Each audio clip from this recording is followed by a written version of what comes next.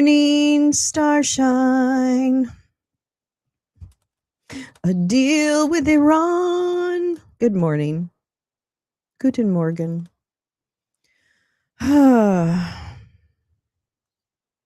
Yeah. What a world. Good morning, Oomph. What a world. What a world it is. Incroyable. as the French would say. Good morning. Welcome to Wake and Bake with Lolo. I'm Lolo, and I do a morning show that is a little bit of news, sometimes congressional stuff, any type of in-person event we try to cover. And today on Mondays, when we don't have a ton of events, we just read, we catch up on news together. Actually, I catch up on news, and you all who have probably already read the news, kind of, what is that thing when you're trying to, like, spare someone's feelings? I don't know. And you put up with it. No. I'm good. I'm melting. I'm very good. I'm very good, Neil. I got a good night's sleep. Which is really, really nice. And we did watch. It's Migraine Monday. Oh, love, I'm so sorry. Oh, Teresa, I'm so sorry. Oh, find a nice dark room. Turn us off. I'm so sorry. Hi, Carla. We had fun watching so we had this weird situation in the Discord last night. And it was a few of us. And Stephanie's in Denali, Alaska. Paddle wheel boat today and home tomorrow. Oh, I'm ready to get home. 10 days is a long time to be away from my pup. Oh, that's a nice vacation, Stephanie. I'm so happy that you did that. Thank you for sharing some of that with us. I hope you drop some pics. You don't have to dox anybody, but I'd love to see pics of Denali or, of any of your trips. So you can feel free to drop those in the Discord. Yeah. So we watched yesterday I'm sorry, but I have Paramount Plus and I'm going to make an excuse for it. So I just don't want anyone to give me any trouble. Because my kid's in the industry, we have all the streaming services because she's got to watch people's work. We just have it because that's her job. So, and it's not a great excuse, but it's the best excuse I can come up with. And so we did have access to the UFC fight last night. So we had a 3-screen thing. We had a 3-screen thing where we had the Jane Fonda event, right? The Indivisible event. And then and the sound was up on that. And then we had the UFC fight from Paramount Plus in one corner, and then a USA Today shot, which was actually a pretty good candid shot of where Dump was sitting. So you had like 3 shots, but no sound from the UFC fight. and then after the Jane Fonda thing was done, I just found like ambient, cafe jazz where it was a dark picture so that you could just like I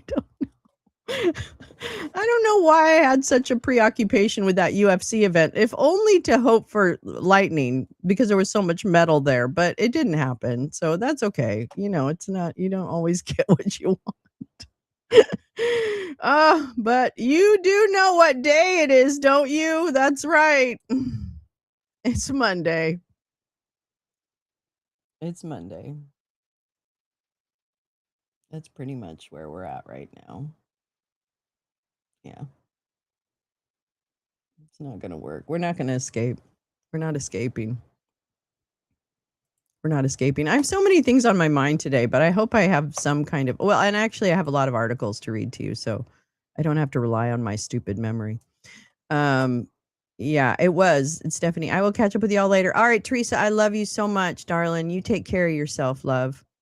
Oh, Badger, you were up all night after that? I'm so sorry. Oh, yeah, come on in on the horizontal. Don't stay in there.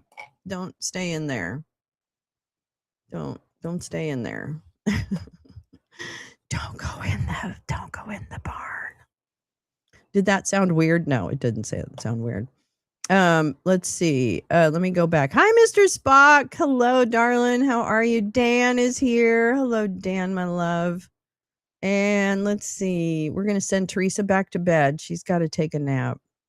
Yeah, see you on the horizontal. What about Botox? Oh, you have lots of video and pics. Oh, I will look at any pictures you have of Alaska. That sounds great.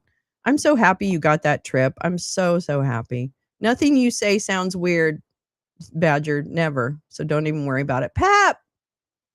Hello, loungers and Lolo. I hope you're feeling better soon, Teresa. I know the migraines are just frightening to me. It was nasty business. I'm sorry, Badge. I didn't mean to make you stay up all night. That was nasty business. You know, I grew up watching like boxing and wrestling and roller derby. My grandmother was really into it, but my mom also watched like a lot of live sports. So and my dad was a boxer in college, you know, very typical kind of story. So I watched a lot of boxing. I appreciate some of the art of boxing, but it's become something else, right? And the MMA is just like off the hook kind of bullshit.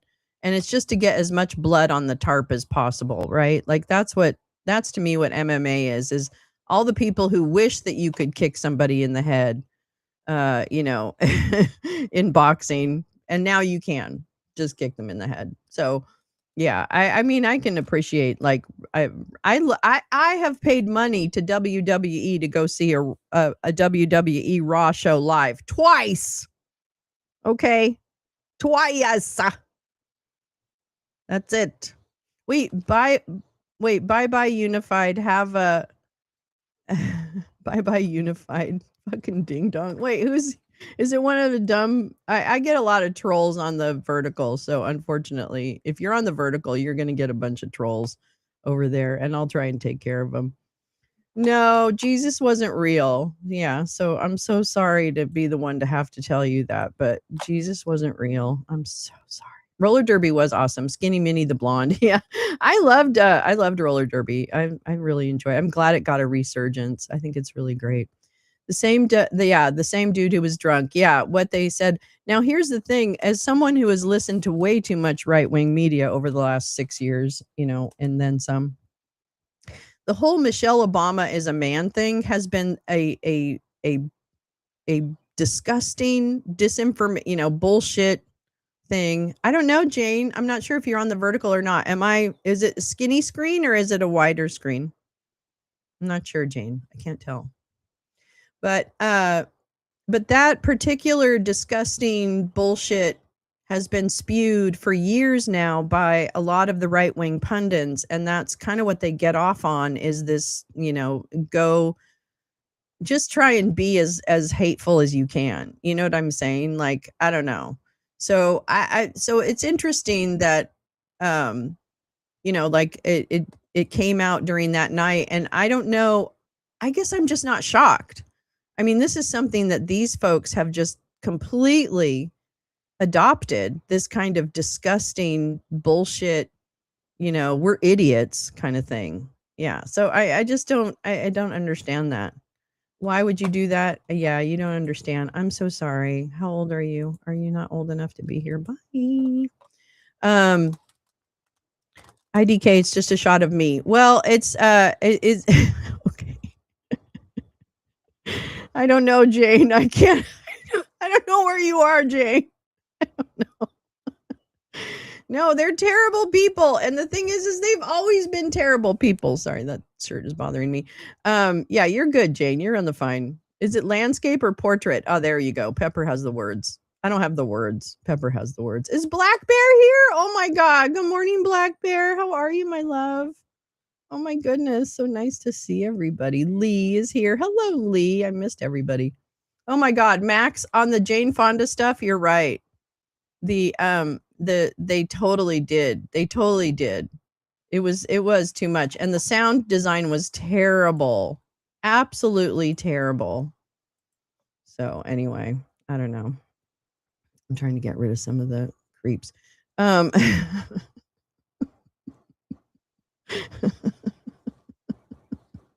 Good morning, peace, love. How are you? I've been saying that about her and Obama's first term. Yeah, they've been saying it exactly. They've been saying it forever because they're whatever. I don't even know.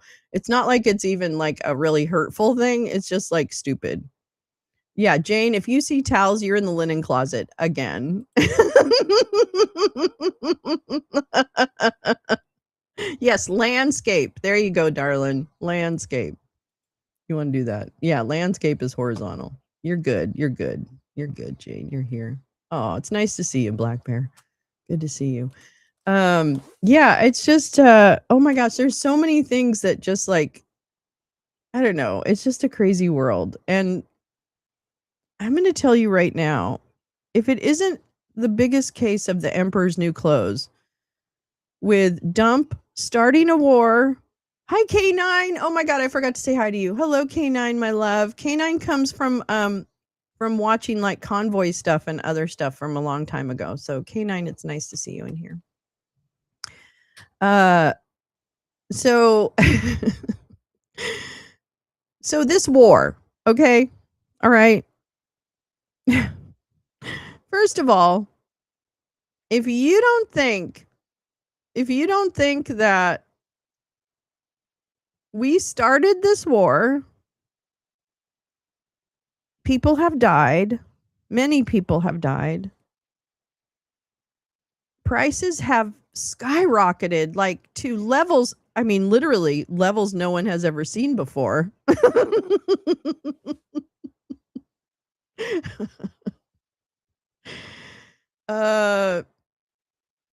There's not free shipping in the Strait of Hormuz, and there won't be, it looks like. I don't know. I'm just like, if this is not the biggest Emperor's New Clothes where people are going to try and spin it, I get it. They're going to try and spin that this is like, 3D chess. But I just wanted you to look at the math, okay? Because what's being discussed is that we would give Iran, I know a figure of like $24 billion has been kicked around, and that half of it would be up front, and then half of it when they've, I don't know, done something with their dust or something. I don't even know. We haven't even seen anything yet, so nobody really knows. So let me get this straight. Dump started a war, ended up with a deal that appears to be about 20, let's just say tens of billions of dollars, maybe 20 billion, who knows. And and still control over the Strait of Hormuz, because no one has made any declaration that it's free travel, or at least nobody with any information. Dump doesn't count. And and what was the JCPOA deal? Hi, Paul J. Good morning, darling. Ooh, nice hot shower. That sounds good. What was that JCPOA deal? That they would be subject to IAEA inspections, so that they would not work towards a bomb. Hi, Sharon Gray. And they didn't, because we had IAEA go in. I read the reports. IAEA has been going in and monitoring their enrichment activities and all of that bullshit. And under the JCPOA, the amount of money that was given back, actually, because it was their money to begin with, it was just held, and the international community actually decided and put pressure on the United States to do the JCPOA. So it wasn't just the United States deciding to do it. And they gave back about $1.5 billion. Remember the pallets of cash everybody's so mad about? Pallets of cash. Well, that was about what? $1.5 billion or something like that. Do you understand what's being discussed as being given to Iran as part of this deal? $24 billion. So let me get this straight. We started a war. 14 U.S. soldiers are dead. Thousands of Iranians, probably Qataris, probably in the region, probably tens of thousands dead, I would imagine. And we ended up with a regime that still is in power, still is holding their people, in an authoritarian manner. We've given them we're going to pledge to give them 20 times the amount of money that was the money that we gave back to them, because again, it was their money that we were holding. 324, I thought it was 24 billion. Well, here's the thing, like I don't, oh wait, Obama's was 324 billion. Is that true? Because that's not what I heard this morning. Let me get this straight because I don't want to get it wrong. Hold on. I'm getting confused. Oops, that's not right. JCPOA money. The unfreezing of Iranian assets and economic sanctions relief, which we're also releasing sanctions on them. Oh, I'm sorry. It was 100 billion. Oh, total. Okay, excuse me. Well, total frozen assets were estimated about 100 billion. Half was tied up in foreign debts, leaving Iran with about 50 billion in freely accessible funds. Excuse me. It was 100 billion, and then they ended up with about 50. Oh, no, wait a minute. I'm so sorry. In addition to the unfreezing of assets, the United States made a separate $1.7 billion payment to Iran. So that was a legal settlement. So listen, I was right.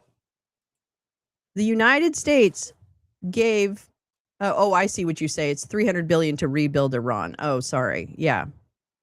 But as I understand it, it was, the money was unfrozen. So it ends up that it was about $100 billion. 50 of that was foreign debt. So back in the day, Iran had access to about $50 billion of their assets. And then on top of that, we made a $1.7 billion payment to settle a legal claim that from way back when. Good morning, Oren.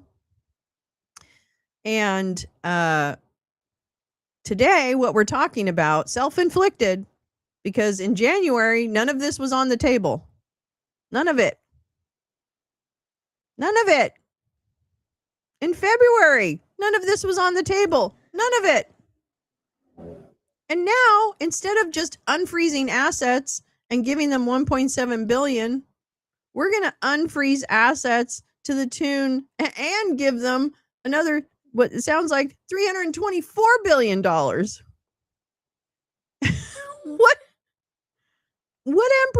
clothes does the emperor have on? Yeah, exactly. It sounds like 2 bushels of money, airplanes full of money, orange guy is giving them, right? Peace, love. Like, what the fuck is happening here? And guess what? We're going to read some stories, but the stories I'm reading is that the economic fallout from this crazy cuckoo town bananas war isn't going to leave right away. We are going to be poorer because of this war that never had to happen. And if this isn't just the most colossal fuck up of a regime, then I don't even know what is. Because this to me seems like a colossal fuck up. Even the oil people were telling Trump last week, I have a story. The fucking oil people were telling Trump, listen, this is not going well. So, while in the beginning they might have thought, oh, money. Even they are seeing, even the fucking sick motherfucker oil men are understanding that this doesn't even work for them, because this to me is idiocracy. This to me is absolutely a stupid regime. Like inept. Fucking, when I listen to Pete Hegseth now, have you heard him? He sounds like a drunk incel. There is no gravitas from that man. He doesn't understand the war, how a war works at all. He is a fucking TV host. He reads a prompter. He's not going to ease the pain. The pain is here. The pain is baked in. It's not going away. I don't understand this. I don't understand this. Even, I would have thought even fucking stupid, bullshit. God. I can't even believe this. I can't believe this is where we are. It's so dumb to me. I mean, I'm not a good businessman or anything like that, but my God. Hold on. We're gonna read some stuff today. U.S. and global oil producers realized massive. Yeah, they did. They totally did. But even they are kind of like, okay, maybe we just overstepped it a little bit. I don't know. Okay, let me see this.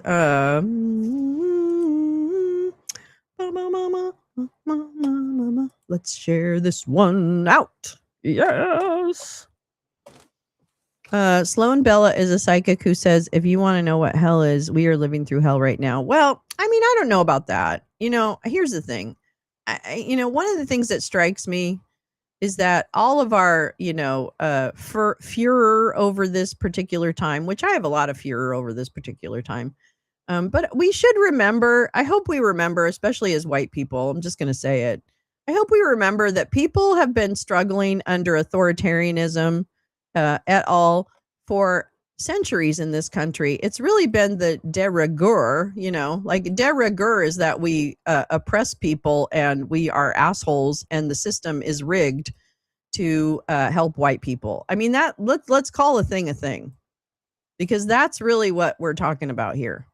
And so while we can say right now it's bad, it's kind of privileged to say, oh, it's just, so terrible, because it's been terrible for a large group of the population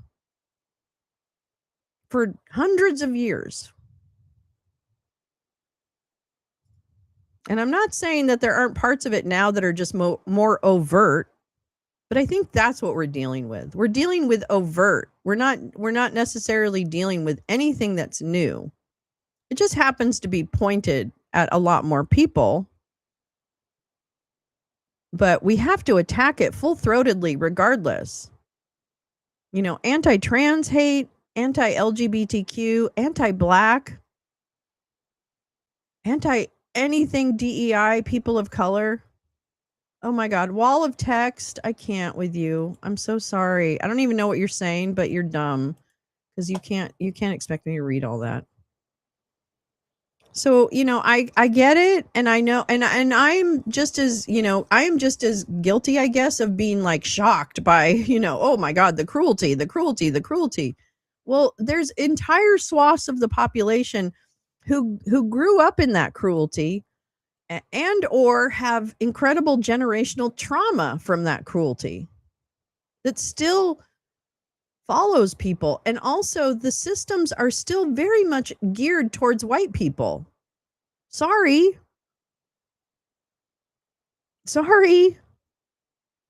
Okay, so that's like this country is already not anywhere where it needed to be, and now it's just like, I don't know what the word is.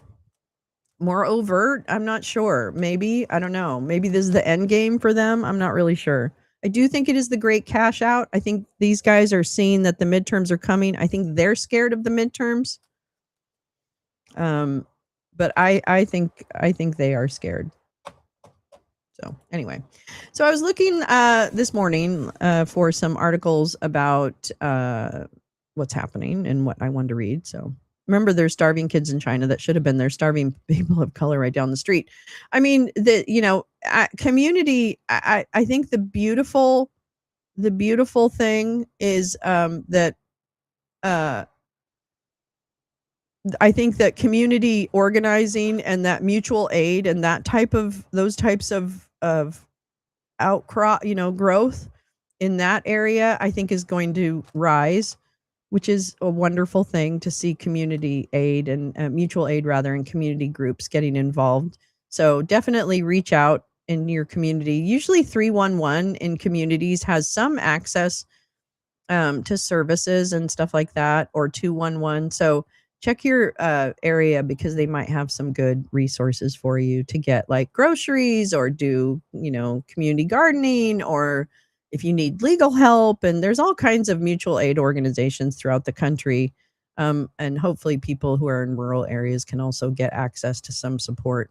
But I think that's going to be more and more important, and probably should be the way it is, right? Like probably is a good kind of natural state for the country, is for us to be helping each other. At the same time, the government has done as much as they can, and are doing as much as they can to put as many people in deeper in poverty than they are already, or to undermine any attempt for them to get health care and other things. So makes me sad. So this is from the Washington Post. Trump sought to break Iran's regime. He settled for reopening Hormuz, or the Hormone Strait, if you so imbibe. The emerging agreement ends a costly war, but leaves Iran's leadership intact and its nuclear future still subject to negotiation. Yeah, great. Good job, everybody. President Trump declared an end to his campaign against Iran's leaders with an exhortation on Sunday. Ships of the world, start your engines. Let the oil flow. This is so dumb. Sorry.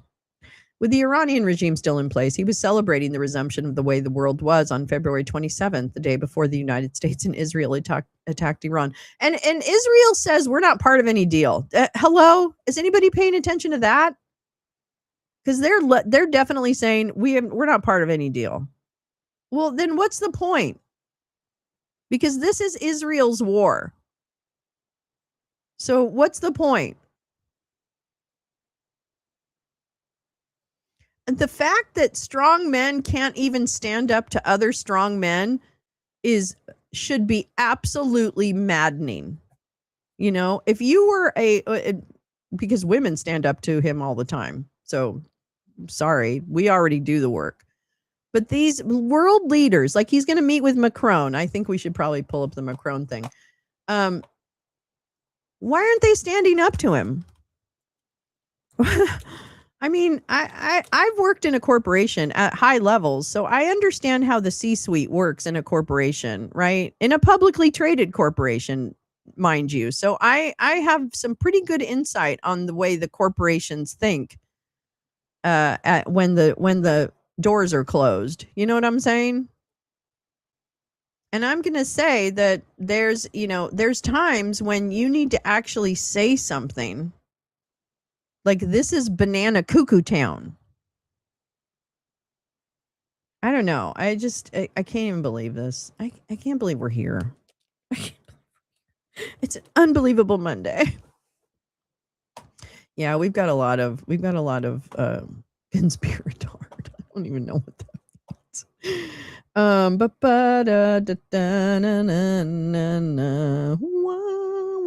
Wait, where is it? Where is it? Donald Dump's name's coming off the thing. Good. Isn't that great? How strong man do you have to be to put up a tarp for people taking your name off a building because you don't want to hear them cheering? How soft? I mean, if you want to say soft is bad, how soft do you have to be to get so butthurt that you insist that they put up a fucking tarp so people can't see the letters of your name coming off a wall? I'll explain it here.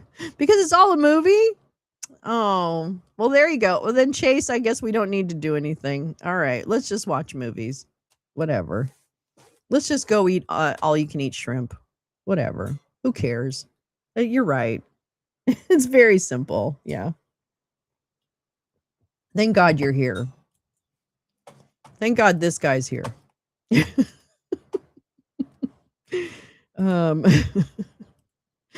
Let me see if I can get anything from the G7. Yikes. Where's my G7? Where's my G7? Where's my G7? Yeah. You are the one watching the movie. Oh, don't go in the closet. The monster is in there.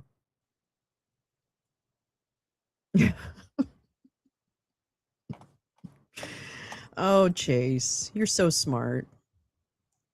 God, where have you been all my life? Chase, why don't you DM me your details so that we can continue this conversation offline.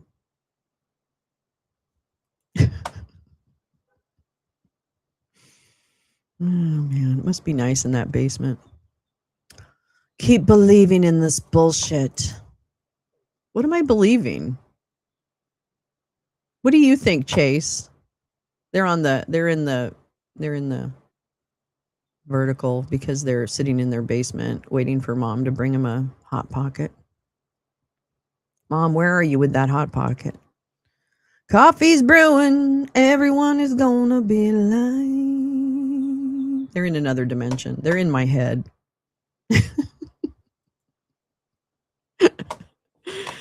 It's all right, Chase. It's all right. It's all right. Don't worry about it. Don't worry about it. Yeah, I know. They won't say what they really think. Oh, he's in Idaho. Or they're in Idaho, I should say. Sorry, Chase. I don't mean to gender you. I like Idaho. Idaho's really beautiful. Anyway, let's get back to the article because I do have to read that. I want to get through this. Hold on. Stick around, Chase. You might learn something. Okay, I don't need to know anything about you, Chase. All right? You can keep that to yourself. Nobody gives a shit. All right? Calm down. Your version's diagonal. What? The JC is James Cameron. No, he's already made it, I think, Jane. Unfortunately, I think he's already made it. Yeah. That figures. I do. I love Idaho. I remember staying in the Holiday Inn in Idaho as a kid, and they had a pool inside the hotel, and I thought that was the fucking coolest thing. Chase, just calm down, all right, honey? Just calm down. Relax. It's okay. It's all right. It's all right. Give her a minute. Give her a minute. Okay. But you got to be nice or else we're going to kick you out. So don't be an asshole because otherwise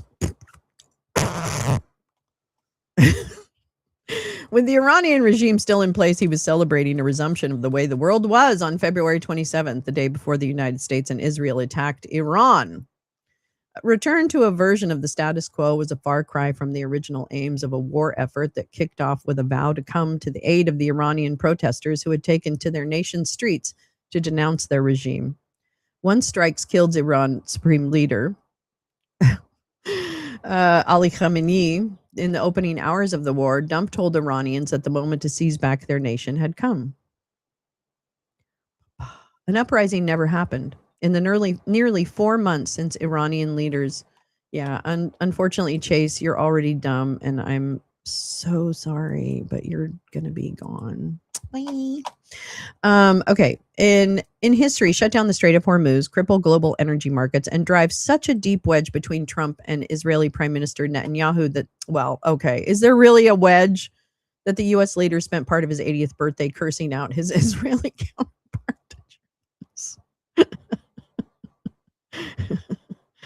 Gershon. Oh, what's that? Gershon? And voila, the Chase account reveals itself a liar. I don't know. Whatever. I don't even give a shit. In promoting a deal that halted the fighting, Dump and his top lieutenant said Iran had agreed not to pursue a nuclear weapon, but Iran leaders who have made similar pledges repeatedly for decades suggested Sunday that the difficult conversations about their nuclear program were still ahead and would come only after the U.S. naval blockade on their ports was lifted. I think Chase is a troll. I think it's pretty much. Oh, thanks. I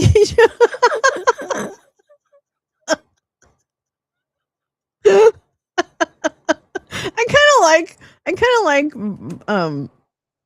Oh, yes. Yes. Oh, yes. Yeah, it doesn't really. Thank you. Now I understand. And I know which one you mean. Thank you very much. Sorry. Oh no, how do I get it off? Oh shit. I don't know how to get that off.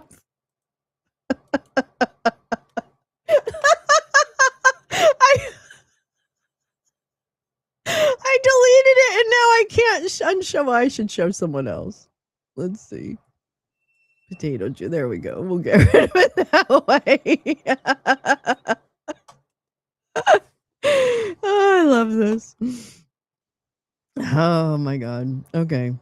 With the details of Sunday's agreement still not public and nuclear issues a question mark, experts said it was too early to assess the full legacy of a conflict that spanned 5.5 weeks of intense fighting, followed by more than 2 additional months of an uneasy truce as global oil stocks drained. Really? But Trump's approach has shifted. Rather than exhort Iranians to overthrow their repressive leaders, the focus is now on bargaining with the regime. The president has pushed back on military action that might jeopardize the peace, as he did Sunday with Netanyahu. As far as regime change, I never cared about regime change, Trump told the Wall Street Journal on Sunday. Iran's current leadership is the third group we've dealt with, and this is the most rational group yet. He's always said that, and that's a lie, okay? That's a fucking lie, and why the WAPO continues to fucking say it as if it were something that happened is disingenuous. Your life ain't nothing but a movie. Wait a minute. Uh-oh, here we go. Here we go. Now we're really getting mad. I'm on a break and I'm tired of my taxes paying to feed these uneducated, lazy MAGA deadbeats. Get out of your mama's basement or double wide and go get a fucking job. Darren's mad. All right, Darren, you said it. You said it, dude. Thanks for the hug. Kind of like this, actually. These new folks sometimes. 1D home. Okay. Okay, the most rational. Sure they are. Dump and his backers say the war was a major success. Oh my God. Wiping out several ranks of top leaders, destroying more of Iran's already damaged nuclear program, and eliminating its conventional navy. However, now the strait is dangerous and they can shut it anytime they want to. Other countries know they can shut it anytime they want to. I still wonder why the Suez Canal was never closed. Because if you were really a force to be reckoned with, right, you'd be closing all the waterways. And you've shown that, or at least somebody has intimated that the Iranians supported the Houthis. So I'm sorry, where were the Houthis this whole time? Where were the Houthis this whole time? Why isn't the Suez Canal been closed? So something is rotten in Denmark, I think. And this whole manipulative, I'm going to announce on my birthday that we have a deal, even though we don't have a deal. But then prices are going to go down, and then I'll pretend we have a deal. And then when Friday comes around and it's time to sign the deal, all of a sudden we won't have a deal because actually we haven't worked out any of this shit. This is incompetence. It's not only cruelty, evil, kind of determined to live with impunity, right? It is literally, I don't know. I can't with this.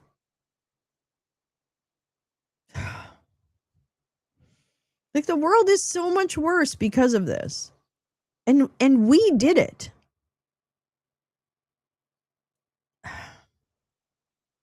If the Iranians comply with this deal, it's going to fundamentally transform the Middle East for the next 50 years. No, it's not. No, it's not. Exactly. There you go. This is true. Iran-Contra. Hello? Yeah. Iran can take the $324 billion and close it again anytime they feel like the deal's not working for them. Because you're not cutting out the root. You're not basically, you know what you do in world conflict? This is what I think you do. This is my dumb idea. When you have a world conflict like Russia supports Iran, we don't like Iran. What I would do if I didn't like someone, or if I was like, I don't want to fight with those guys, I would go to them and say, let's trade. Let's trade. Hi, Paul. You know, like, let's trade. And I would almost cut Russia out of the deal. I would make it impossible for bad actors to try and use other actors to get at me. You know what I'm saying? You know what I'm saying? Yeah, it's just stupidity, Lee. It's like actual, I can't cut a deal. You know, it's like the Dunning-Kruger of administrations, where they think they know how to run an administration, but really at the end of the day, they don't. So everything they do is kind of half-assed and nothing is really written down. You know what I mean? Exactly. Why would Iran agree to anything given this fucking clown car? And you know what? It sounds like Iran did the right thing. They came out and said, yeah, here's what's in the deal, everybody. Boom, boom, boom, bitch. That was pretty fucking smart of Iran, if you ask me. Hi, Sharon Brown. How are you? You know, like, that was pretty fucking smart for them to come out after he says, we've got a deal, and for them to say, yeah, and here's what the deal is, bitches. And reminder, Reagan did a secret deal with Iran to delay the hostage release until Inauguration Day. This is all like kayfabe, and unfortunately, real people die. Real Iranians die. Real people in Qatar die. Real people in the UAE. Real people in Iraq. Lebanon. My God. Poor Lebanon. They're just like, we're just sitting here, okay? We're just trying to do our shit. I mean, this is so dumb. This is so dumb. I'm sorry. If the Iranians, okay, JD Vance, couch fucker, told Fox News on Sunday, this entire region of the world has been a basket case for my entire life and longer than that. Yeah, and here we go. The Israelis denounced the Trump deal with Iran. Hello.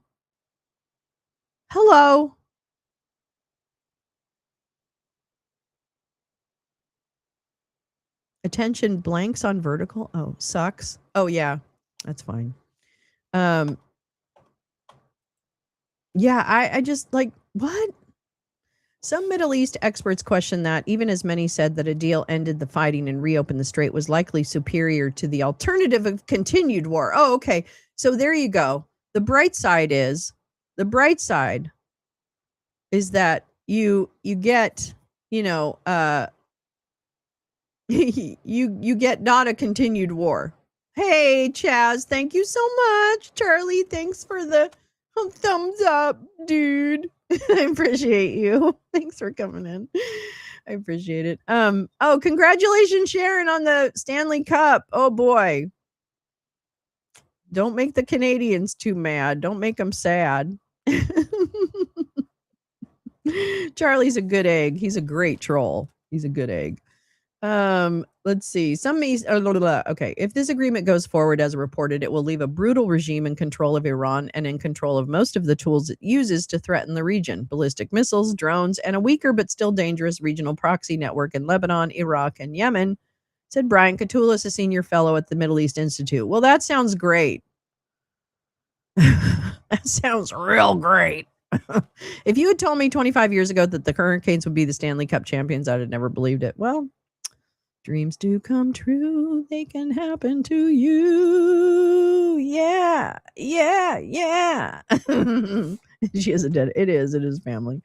Trump backed down in a real sense, Katulis said. I know, babe. You got this. I learned from you, Chaz. I learned from you. Trump backed down here in a real sense, Katulis said. He knew that there were no good military options, so he had to get some sort of a deal. Now, you're in vertical? Okay, be safe. Both sides are going to claim victory. That's what the next 4 or 5 days will be about. This is so stupid. As Trump sold his deal, some of his staunchest backers from the tough on Iran flank of his coalition questioned whether an end to the fighting now left the world in a better place. Well, no, it didn't. Okay. Because, oh my God, you can just look at the surface stuff and say this was terrible and we didn't win. We're literally giving them more money and more concessions than ever before. I have asked for days. Oh, this is Mark Levine. Boy, you've lost Mark Levine. You've lost MAGA.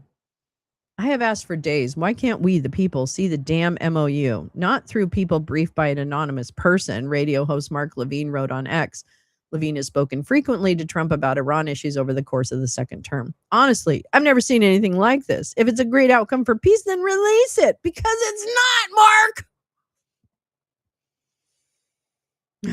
Another Trump confidant, Senator Lindsey Graham, also politely questioned the terms of the deal, saying he was somewhat concerned that Iran's account of the agreement differed from the American one. Really? Really? Okay. Jesus. Under our law, any nuclear deal with Iran will be sent to Congress for review and a vote. I will look forward to reviewing the final product, Lindsey wrote on X, where he referred to Vance as the architect of the deal. They're going to pin this on Vance. They're going to pin it on Vance. They're going to pin it on Vance. Ooh, this could be a cat fight.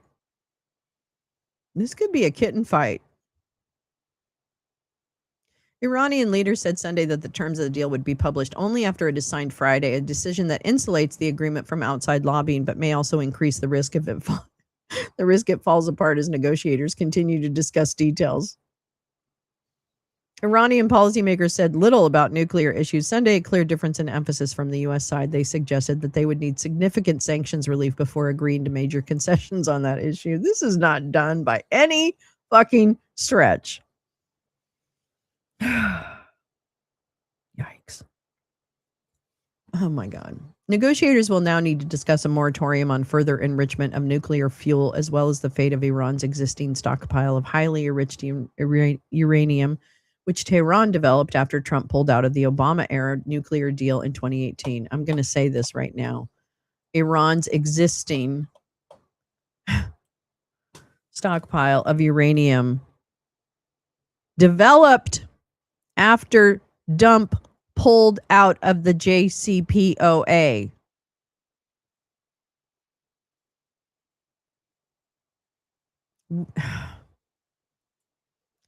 He is not the technician, okay? He is not the warmonger. He does not know how to... Oh my God. This is so dumb to me. Oh wait, who? I'm ignoring who? What am I ignoring? I might be missing... Did someone block me? Because I can't see whatever. She's ignoring you. What does that mean? One of my college roommates briefly dated Rod Brindamore when he was at Michigan State. Oh. Mm-hmm. Wait, where's Junior? Did I miss a Junior? Am I saying something? Did I do something? I'm doing something wrong. I don't even know. I don't even know what's happening. What's happening? No. But he's a great businessman. No, he's really not. That's the problem. Okay, Iran knows how to drag out those negotiations and try to pocket concessions along the way. Dan Shapiro, who worked on Iran issues under the Biden administration and was the U.S. ambassador to Israel when the 2015 Iran deal took shape, posted on X. It's possible that no deal will ever be reached, and very likely that if one is... Oh, the Carolina coach. Oh, I'm so sorry. Oh, wow. Got it. Okay.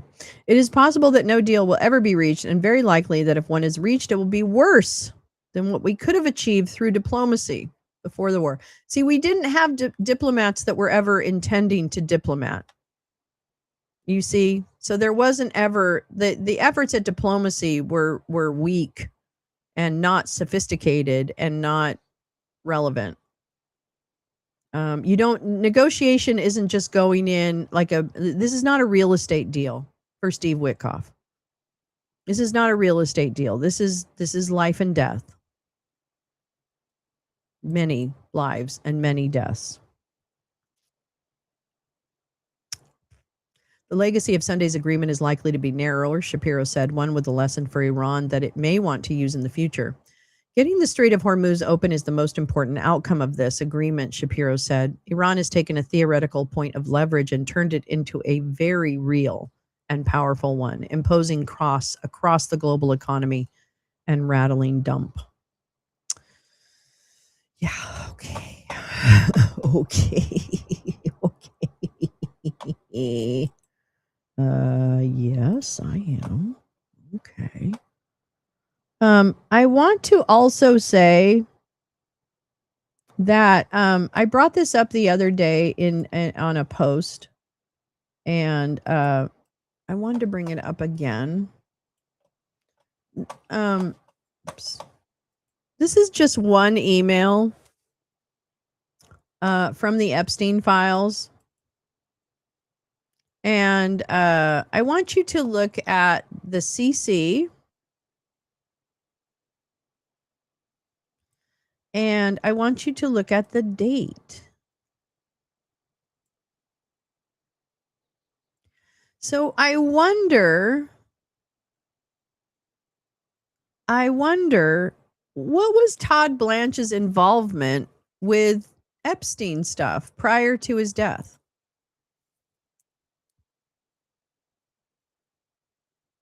Now, I think they're sharing a Rachel Maddow thing or something. But I'm kind of curious. This is like one of like 4 emails that I found that mentioned him prior to, really the current day or the current investigation. His name is in there a lot because of the current investigations or the current release of documents, I should say. But this was from earlier, and I'm just not sure why Todd Blanche would have been anywhere in the Epstein world prior to 2025, right? Like, why would he be involved in that? I don't know. I don't have any answers. I just have a lot of questions.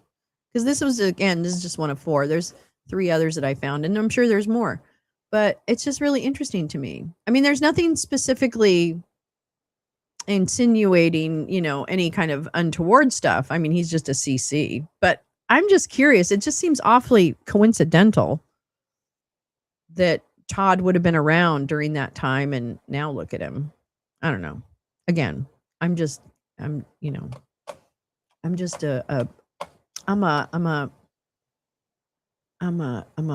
bush poker. I poke bushes. That sounds terrible. But anyway.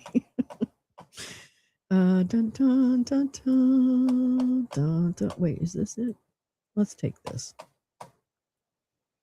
Let's take this. Let's take that. No.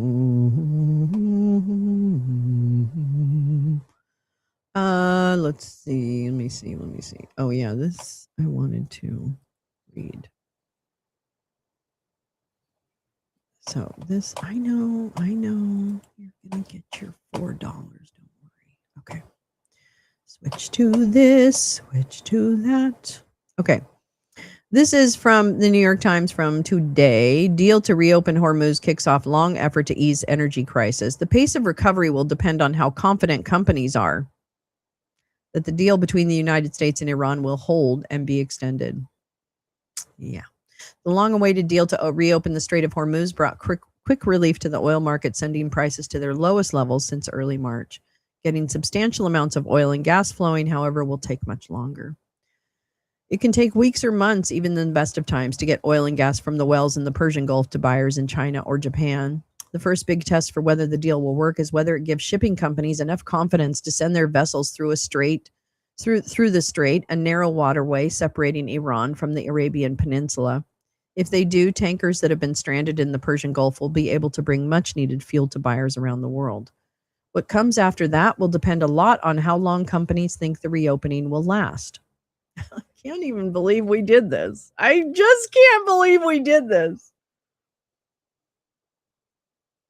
Like, literally, we upended the international economies.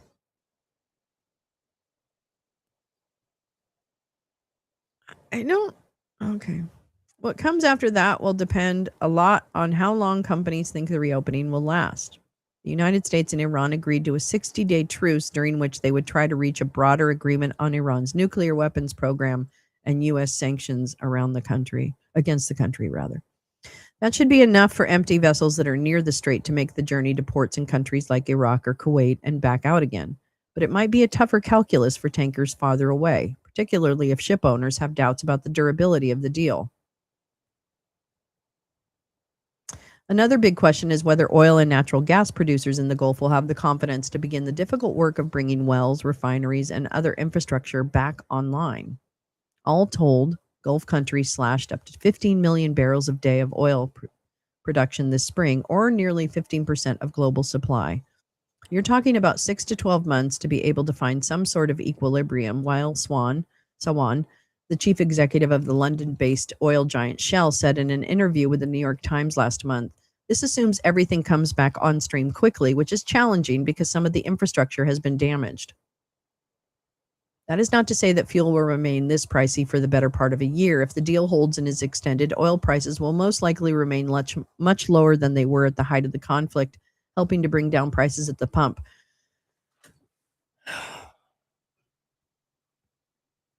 Oil was $60 a barrel in January, February. $60 a barrel.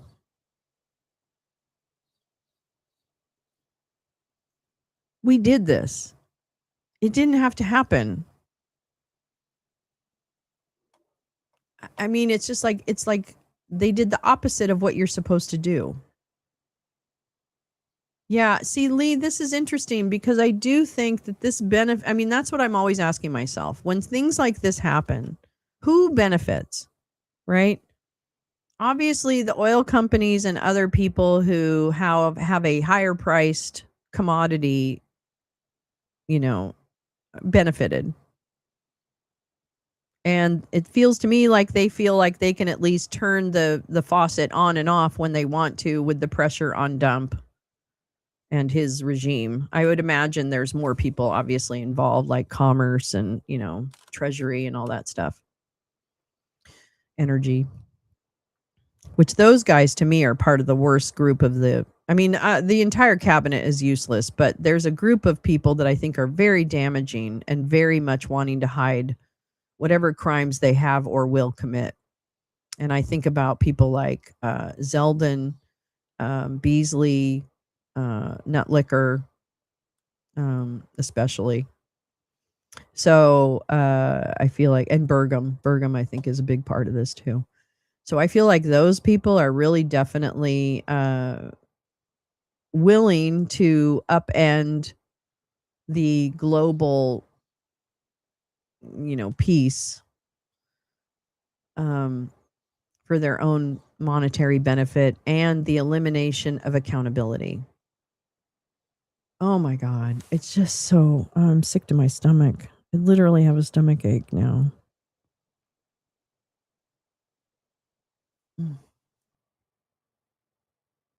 That said, it's unlikely that the prices of gasoline, diesel, and other fuels will return to the pre-war levels anytime soon. What the fuck is happening?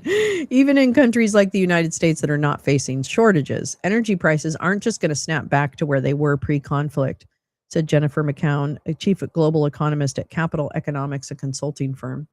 Asian and European countries where many energy users struggled at times to get enough fuel will face a long wait given how long it takes for tankers to move around the world, refineries to turn crude into the products used in cars, trucks, and planes, and local distribution networks to get it where it is needed.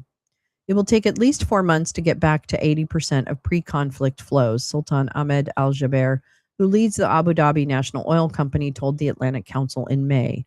Full flows will not return before the first or even second quarter of 2027. That's next summer. Already, high oil prices have taken a big toll on demand, which has fallen more than in any period besides COVID-19 pandemic. That's interesting. I didn't realize that because that was very significant. Already, high oil prices have taken a big toll on oil demand, which has fallen more than in any period beside the COVID-19 pandemic, according to S&P Global Energy. That's really interesting. The research firm estimated that global consumption of oil and related fuels would fall nearly 5% in the second quarter. The International Energy Agency forecast a more modest demand drop. The longer term implications of the crisis will depend on where Iran ends up and how comfortable the world is, what assurances they have that flows will remain uninterrupted. Darren Woods of ExxonMobil. Sorry, everybody. Where's this G7? Wait, okay, so at 5:20 GMT. What's that? What time is that? Wait, 5:20. Where is this in France? Okay, so that's what, 9 hours?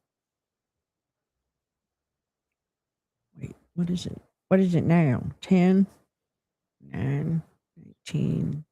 Oh, so it should be in 20 minutes. Okay, I get it. Okay.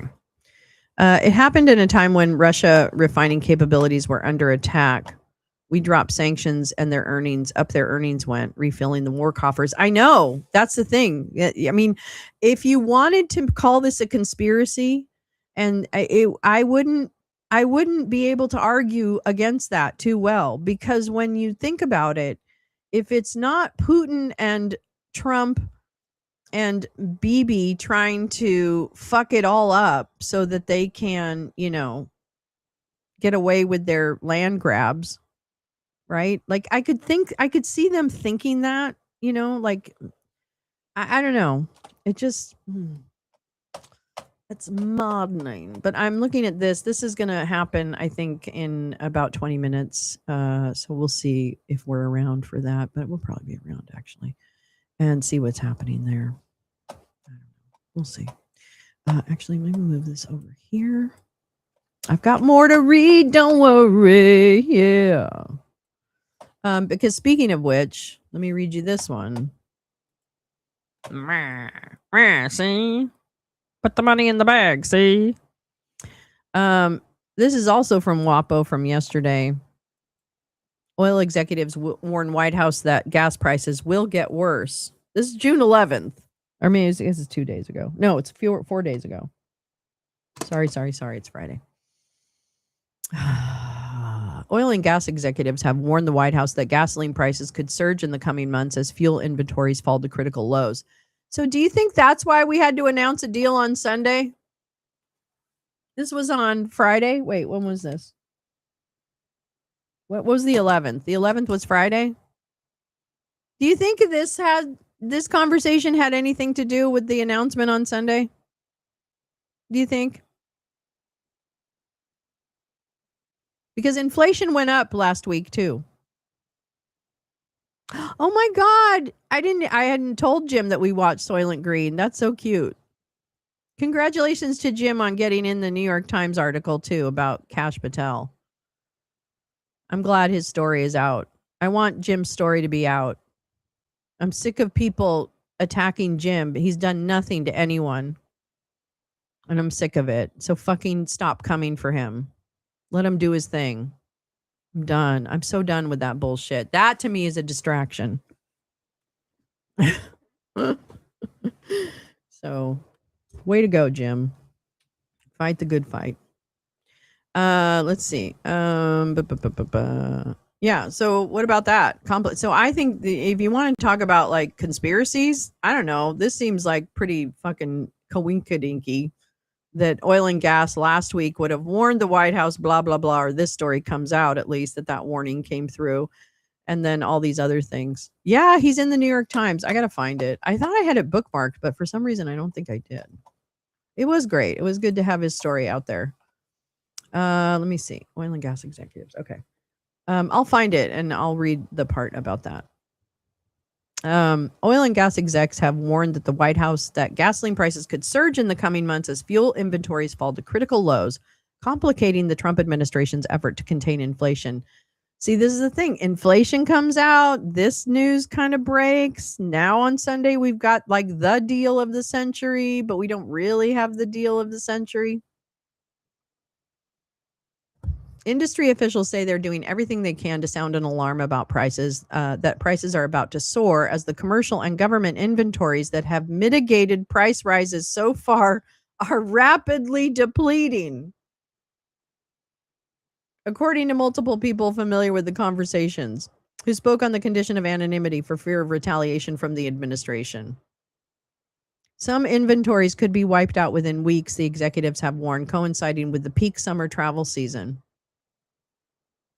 Yeah, I know. I was looking for bathing suits. I have absolutely no doubt the White House, from the president on down, is fully aware of the nearly universal alarm among oil companies and analysts about the direction of travel for oil prices this summer, said Bob McNally, who was an energy advisor in the George W. Bush administration and founded the research firm Rapidan Energy Group. The warnings underscore the rising political and economic risk confronting Dump as the conflict with Iran drags into its fourth month, with little indication that a diplomatic breakthrough is imminent despite periodic White House predictions of progress. Already, Dump's administration is confronting the highest rate of inflation in 3 years, which has led to significant drop in his standing among voters and deepened concern among Republicans about widespread losses in the midterm elections, which could cause them to lose control of one or both houses of Congress. Please let it be so we can just right some of these wrongs. I know it's not going to be perfect, but please, can we just fucking right some of these wrongs? Because there's stuff that's really hurting people on a daily basis. And it's not just, me being angsty about what's happening with human rights. It's actual human rights being violated. And that has to stop. So, God damn it, let's take both houses of Congress and force our Congress to really make changes and put things back so that people can survive. Start with the fucking subsidies. Start with the subsidies for the ACA people. Start with the removal of work requirements for Medicaid. Get rid of all that bullshit. Put back DEI. I could come up with a few things right away. Sorry, I don't know where I went off that rant. Sorry about that. The Labor Department's Consumer Price Index rose at a 4.2% annual pace in the year ending May, driven by surging gas prices.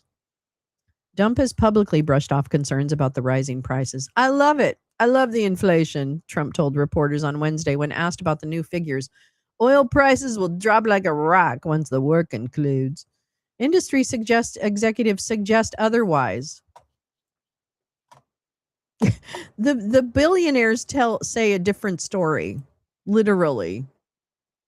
The war with Iran has snarled the Strait of Hormuz, the waterway that transported about 1/5 of the world's oil and natural gas supplies before the war, and fertilizer.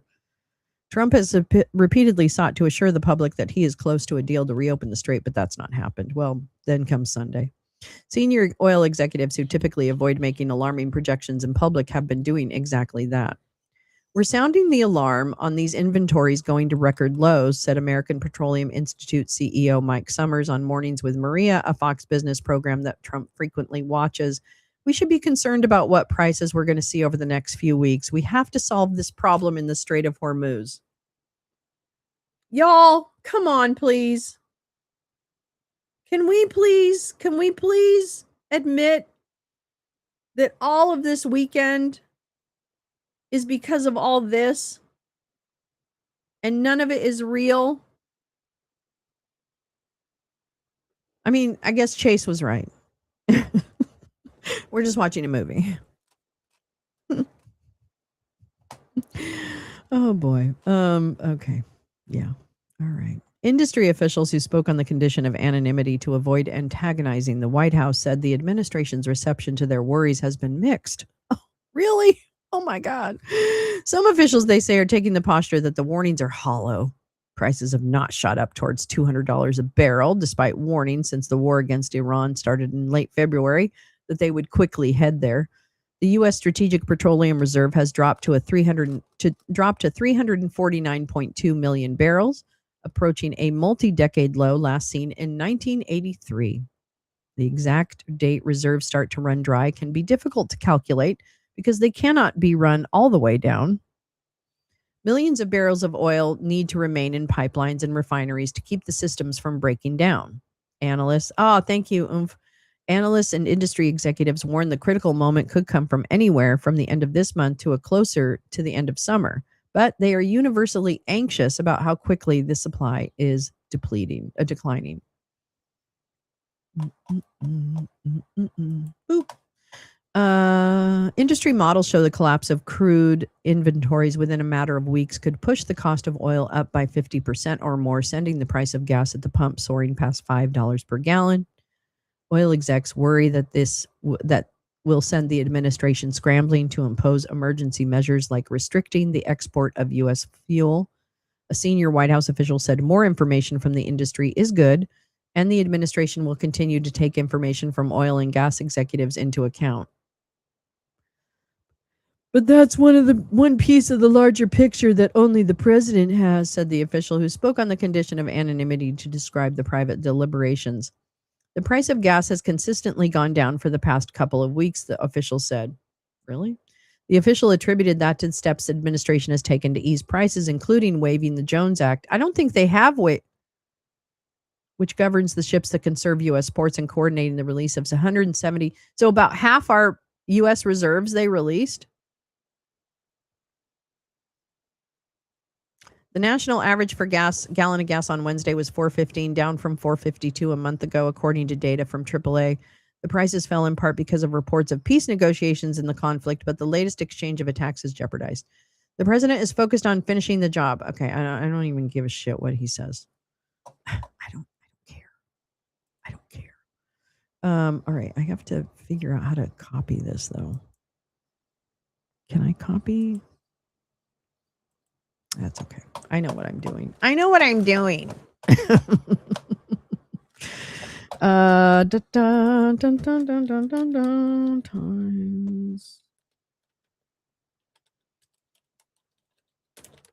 Wow.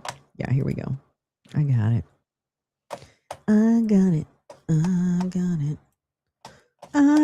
Yeah, thank you, for that. Thank you. Oh, I hate the sound of my mouse. I got to get a better mouse. Okay. This is the New York Times. Yeah. Kash Patel keeps suing the press. Yeah. The FBI director, following a strategy from Dump, filed 6 defamation lawsuits against news media companies and commentators in nearly 7 years. Oh, he's a litigious little bitch, isn't he? Oh. In 2019, Kash Patel, then a White House aide, objected to how news outlets portrayed his role in President Dump's dealings with Ukraine. It's time that I began fighting back, Mr. Patel said at the time. He sued Politico, the New York Times, and CNN. In 2023, Mr. Patel, then a roving pro-Trump commentator, took offense to the work of a blogger who had bashed his record and called him a chud, a derogatory term progressives use to describe MAGA followers. He sued the blogger Jim Stewartson for $10 million in damages. Jim, yeah, I know him. Well, wouldn't it be great if Jim came into the chat right now? No, I'm kidding. And in April, Mr. Patel, now the director of the Federal Bureau of Investigation, seethed over an article in The Atlantic that reported alarm among some colleagues over his erratic behavior and alleged heavy drinking. He soon sued the publication, demanding $250 million in damages. Mr. Patel has yet to reach a settlement or favorable jury verdict in the cases. Each of the news organizations he has sued has defended its journalism and said it was protected first by the First Amendment. But the strategy is a familiar one. Mr. Dump, the man who appointed Mr. Patel to lead the FBI, has long turned to the courts when faced with unfavorable press coverage. And perhaps no one in his 2 administrations has followed his lead as closely as Patel, who has filed at least 6 defamation lawsuits against news media companies and commentators in nearly 7 years. In some of the cases, Mr. Patel filed strongly worded complaints, only to allow them to languish in the ups and downs of civil litigation, a trajectory that some legal experts said raised questions about his objectives. Oh, really? Yeah, it's right. The goal here, Sonia's got it. Here you got it. Yeah, MAGA got fucked hard, yeah. And not in a good way. The goals here, said Sonia R. West, professor at University of Georgia School of Law, appear to be to muddy the narrative, run up the opponent's legal bills, hello, and send a message to journalists that if you cover us critically, it's going to cost you a lot of time and money. That is the story right there. That's what all of this is. That's what all of this has been. Jesse Bennell, idiot. A lawyer in Virginia who represents Patel said in an email, Director Patel pursues these cases to win them, and anyone who thinks he would tolerate anything less than aggressive, expeditious accountability simply doesn't know the man like I do. He's 1-0, by the way. Oh, good.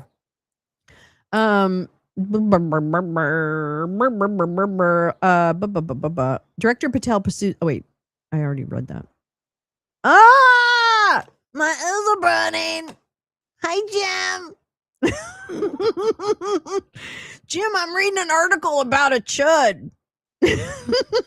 Thanks for coming in, Jim. That was really nice. Thank you.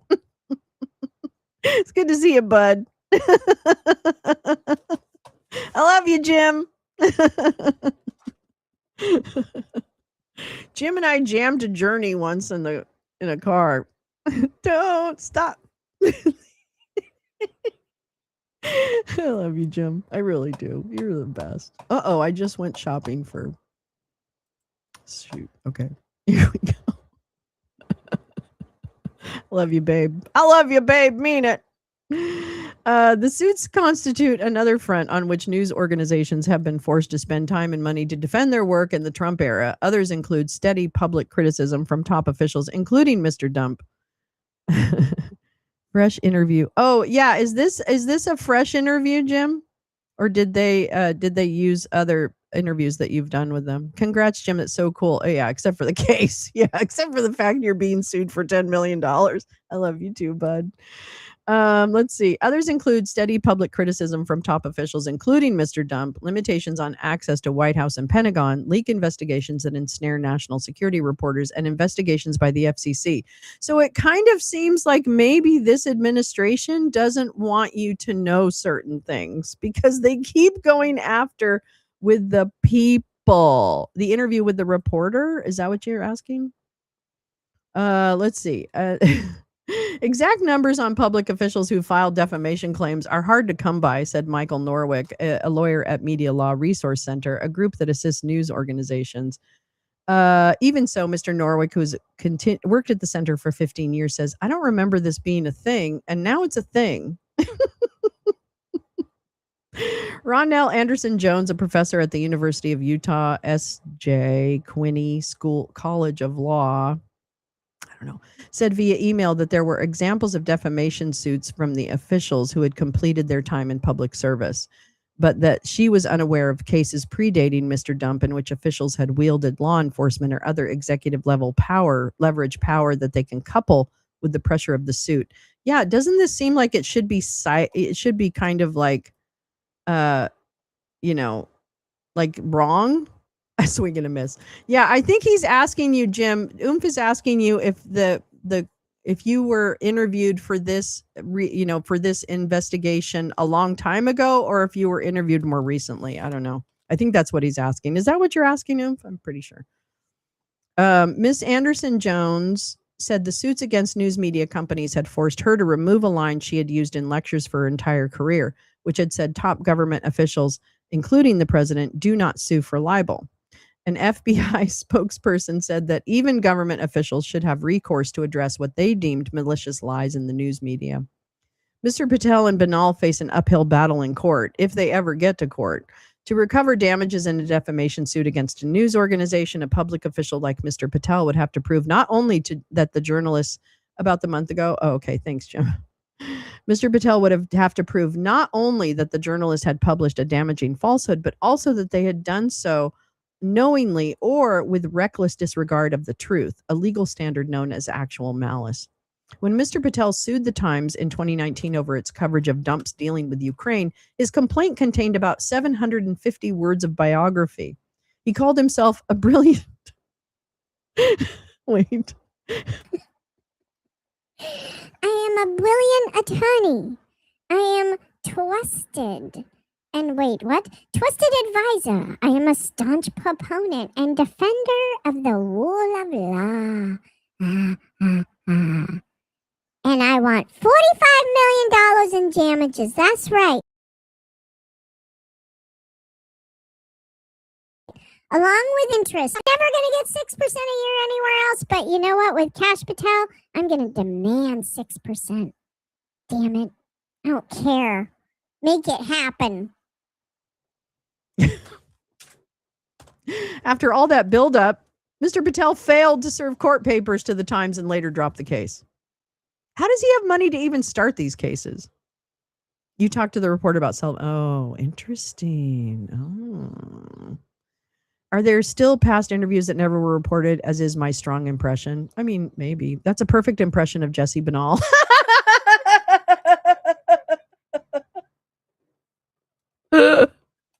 I wish I had a picture of Jesse Banal because I have a really great picture thumbnail of his head, but I can't find it. I need to put it up here because, again, sometimes he raises his ugly, I don't know, pear-shaped head. He's got an upside-down pear-shaped head. I don't know. Anyway, thanks, Jim. Your love. Thanks for coming in. A similar situation unfolded when Mr. Patel sued Politico for what he argued were malicious efforts to destroy his career through its coverage of Mr. Dump's interactions with Ukraine. Politico moved to dismiss I didn't even know Patel was involved in the Ukraine stuff. I didn't even remember that. I can't even. After Mr. Patel did not serve the company with court documents for more than a year, leading to a reasonable presumption that he had abandoned his claims, according to a court filing. This is so terrible. Jesse Banal. I don't want to get you in trouble. Jesse Banal is the illegitimate child of Alfred E. Newman and Miss Piggy. Were you really surprised to get a call from NYT? Did you hear what made them call you about the lawsuit? Well, I mean, there's the lawsuits. If you're looking at the lawsuits that Patel has filed, Jim's lawsuit's right there. So it's probably not too hard. Didn't he work for Devin Nunes? I think he did. I don't know. I don't know the Jesse Banal stuff as well as the rest of obviously Jim knows it very well, and Gal Squad. How does one get interviewed? Well, I mean, they call you. I've been called by publications when I worked in certain industries for comments and stuff. But yeah, I would think that Jim would be part of this because his case is still active. They couldn't ignore me. Just try to ignore me. I won't be ignored. Mr. Patel dropped that suit but filed a new one, which is still active. His suits against the Times, Politico, and CNN were filed by his previous counsel, not by Mr. Banal's firm. Oh, yeah, no, those are old. Mr. Patel drew a rebuke from a federal judge. Here we go. Yeah, baby.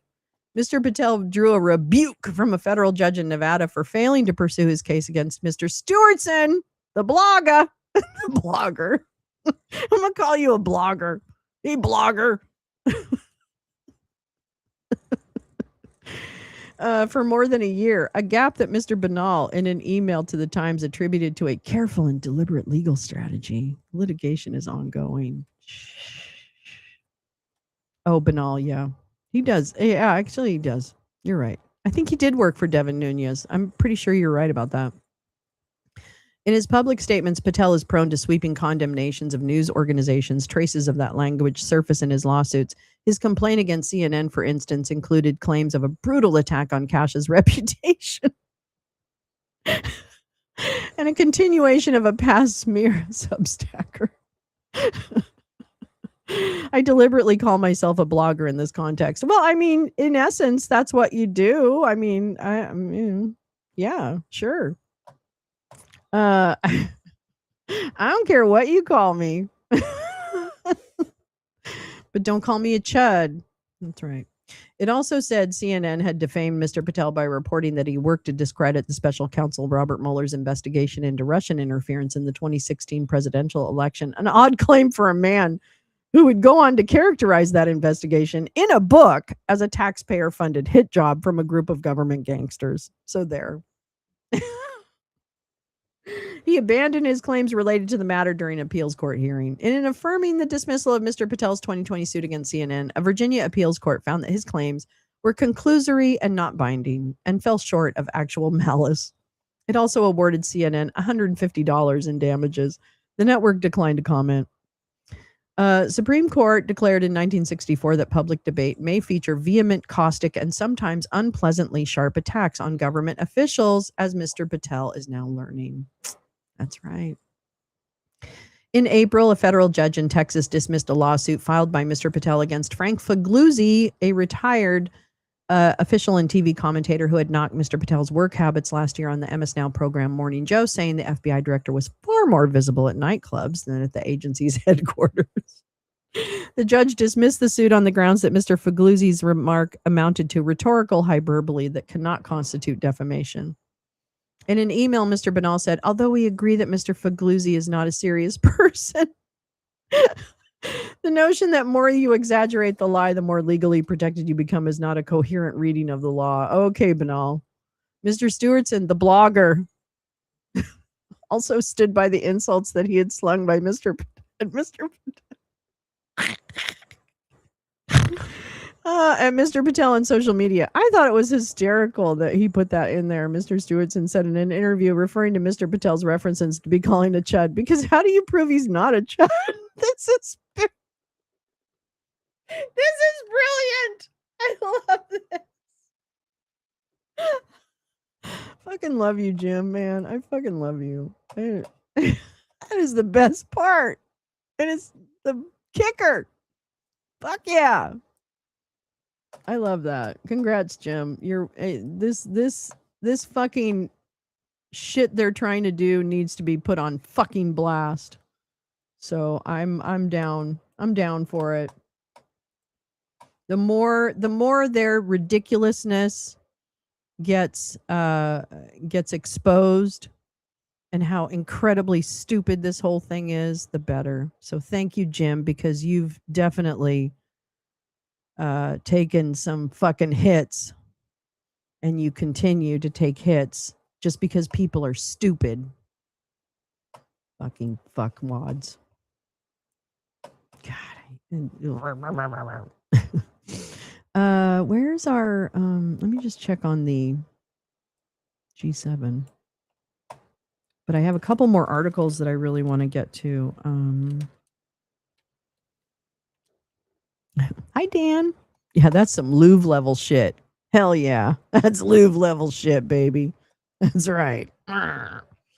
Okay, let's see here. What do we got?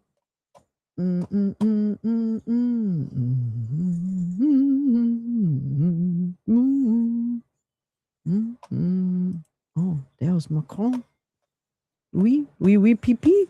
Oh, here he comes. Oh, right on time. There he goes. There's the big man himself. Oh, there's Macron. Yeah, no problem, Jim. Oh my God. Proud to know you, bud. Really, seriously. Proud to call you my friend. You're fighting for everyone, and yeah. So anyway, I think you're awesome. I think you're awesome. Wait, did they say anything? Oui. How can you prove he's not a chud? I mean, that's it. That's it. Mic drop. Where's my mic? I don't have a mic. Here, lighter drop. Oh, now I dropped my lighter. Damn it.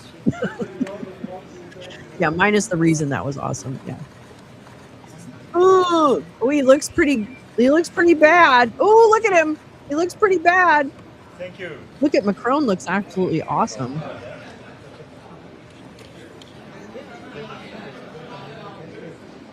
No, you go ahead. You help me down.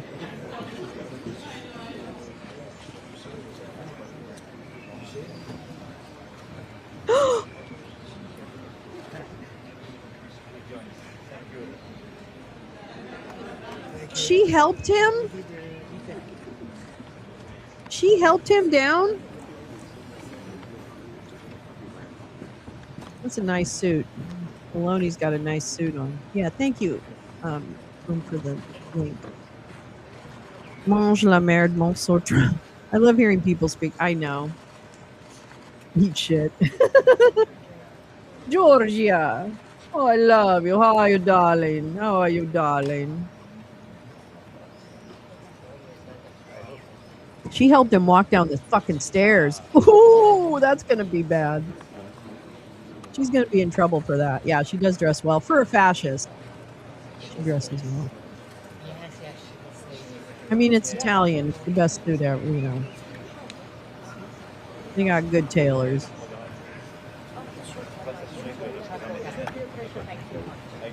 See you later. I kind of like Georgia's no bullshit style. She doesn't put on a poker face very well. So while I don't like her politics, are probably not my politics, but I kind of like her no bullshit, you know, I'm one of the guys kind of vibe. I'm okay with that. Here's Melts. Mr. Melts. Mrs. Melts. Yeah, I didn't order the weather.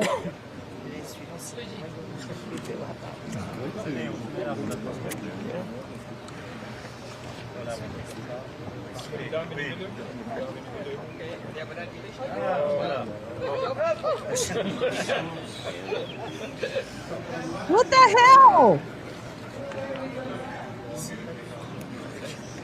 That was weird.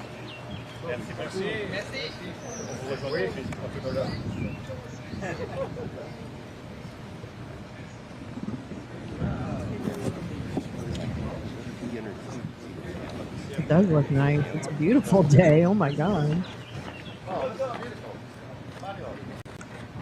Oh, Kiss Starmer and Mrs. Starmer. She's wearing a lovely dress. She looks like she's wearing her pajamas. I'm not gonna lie. I think she just didn't change her robe from getting off the plane from England. I'm kidding. Probably a really nice, expensive dress. Probably.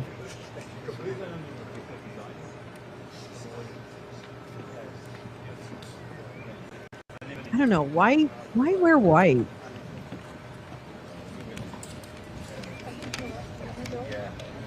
Sure.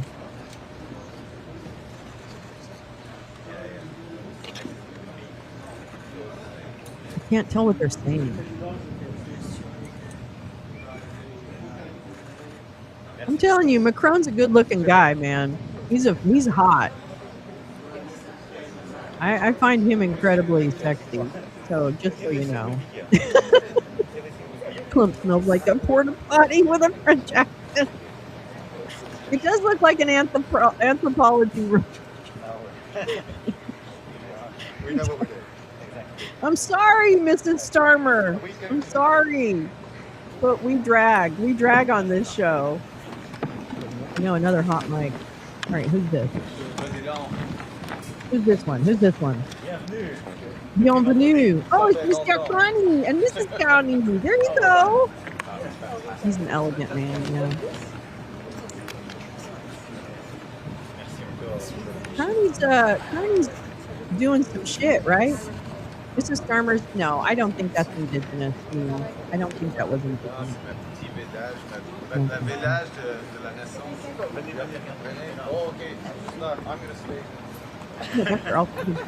Carney. He's a pretty good guy, huh? Pretty good guy.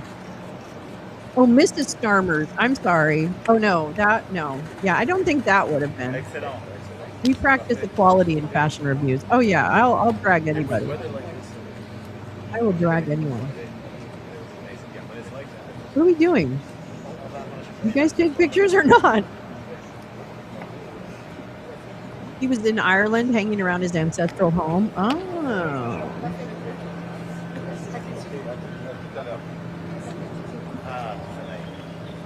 I don't think that was a mod.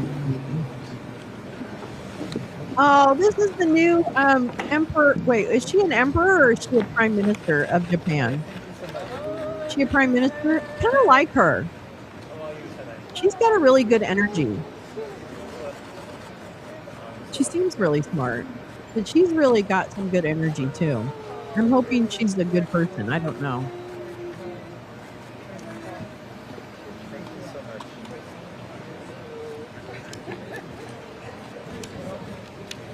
She's adorable. Hi, Hi, Macaroni. How you doing, bud? How you doing, bud? How you doing, bud? Macron, what is that horrible French you are speaking, Monsieur Khan? You sound like a peasant from Turkestan. Fair. It's like the political Oscars. She's not an empress? Oh, dang. Is she a prime minister? That's pretty cool. I wish they'd called her the empress, though. She does seem like good people, Mrs. Carney.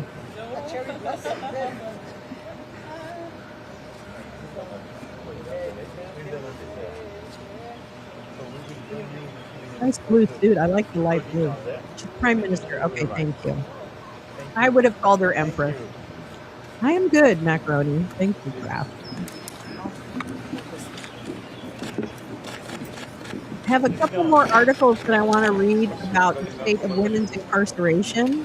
So I have a report on that from 2025 that I wanted to kind of just touch on after this. And then I also have another story about Musk. Oh yeah, this is about the data center stuff happening in May.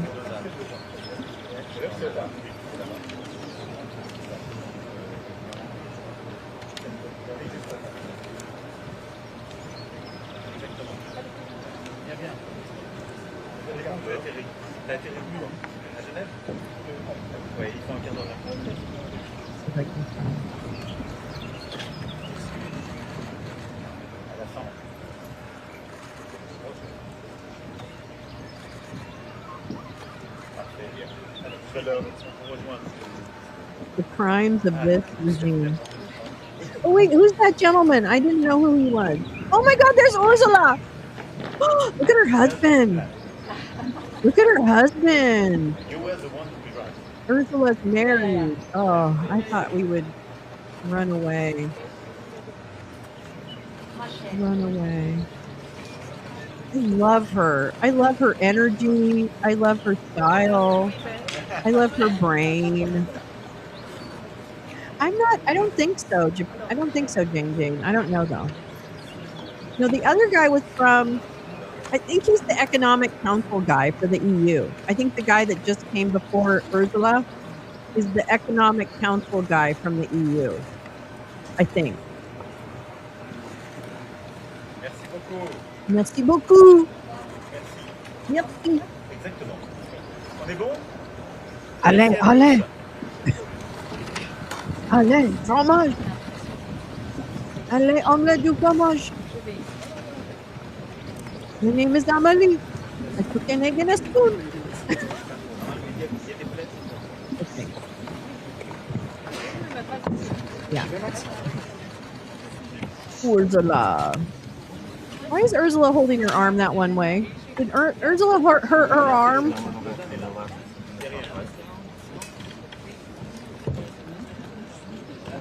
Look, they look like a fun couple. No, I don't think Putin's attending. I would doubt that. I don't think Macron would let Putin go in. Yeah, we're in the Shadow G7, the lounge, where we're really hear it all out. Wasn't she the leader mocked by Trump by pursing her lips when she talked downstairs? Oh, you know what? I don't know that, Macaroni. I hadn't heard that one. But I'm telling you right now, Ursula is my girl. She's my lady. She's my lady, and I love you. Blah, blah, blah, blah, blah. Boy, that's a really pretty... Where is this, actually? Where is the G7 this year? Let's check. Viens là-bas. That's right. Let me say, this is where it is. I don't mean to be making... I'm not making fun of French. Yeah, Russia isn't in the G7. They have not been invited. It's Canada, France, Germany, Italy, Japan, United Kingdom, United States, as well as the European Union. That's who they are. And it's in Evian. So they're going to be drinking a lot of water. Yeah, I know. He was actually pushing to include Putin in this particular meeting, I think. I think I heard that too. Let's see. Where is Evian, Le Bon? He's a commune in France. Oh my god. Okay, let's look at some pictures. Hold on.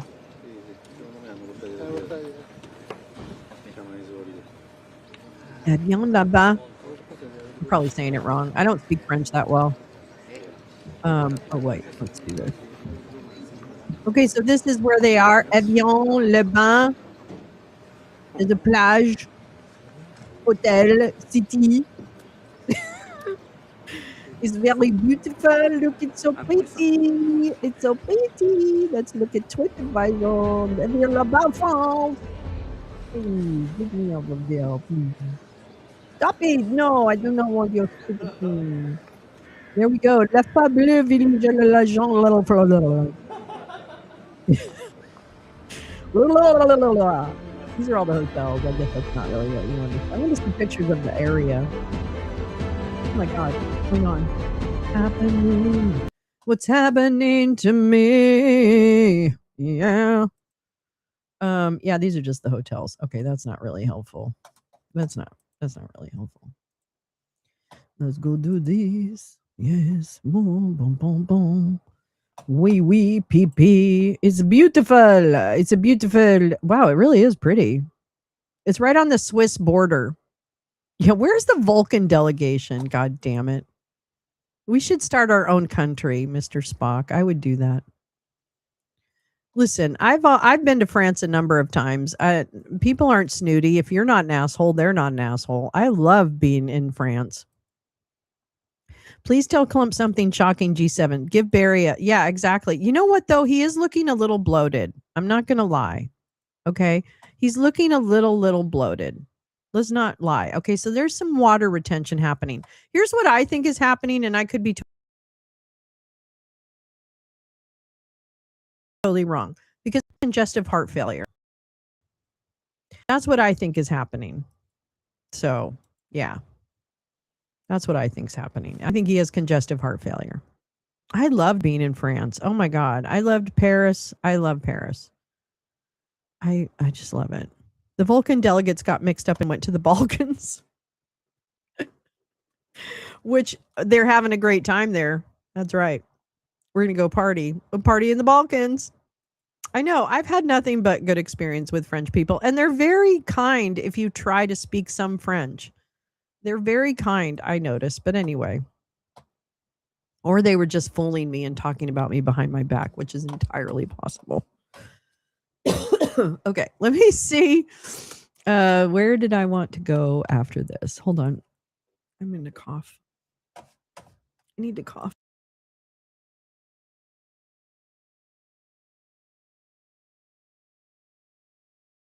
Yeah, it's Switzerland.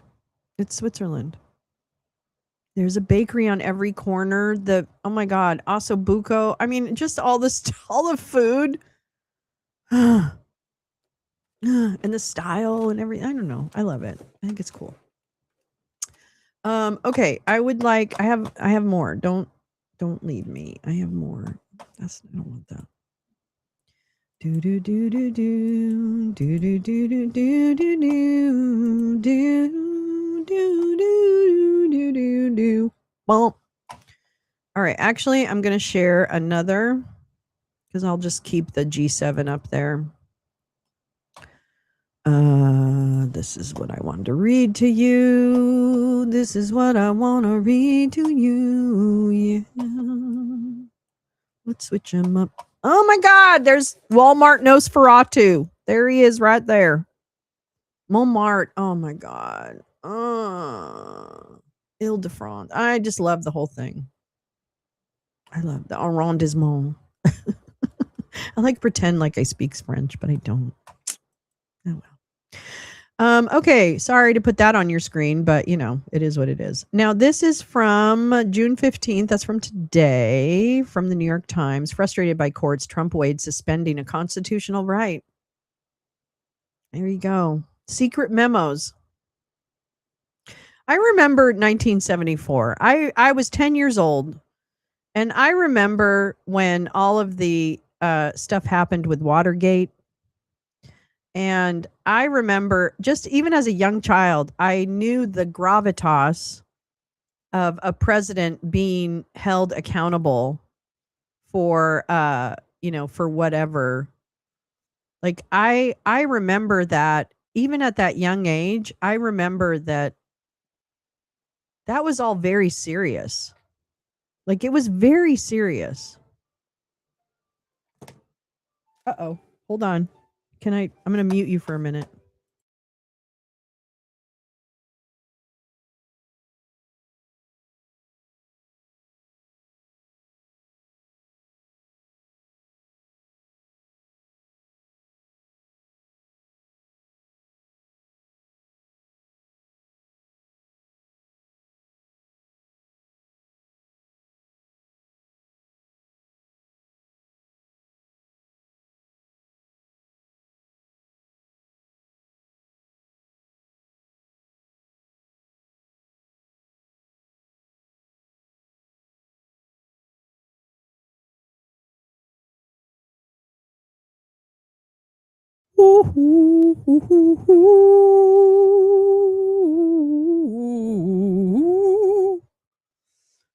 That Trump shit is turning into some creepy religion. What does that mean, Jimmy?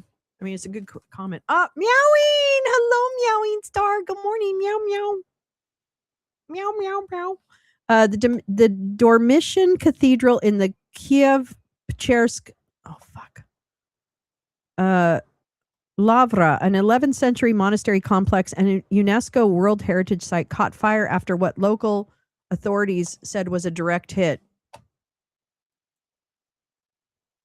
Fucking amazing. 11th century monastery complex. They don't care about anything. They don't give a shit about anything.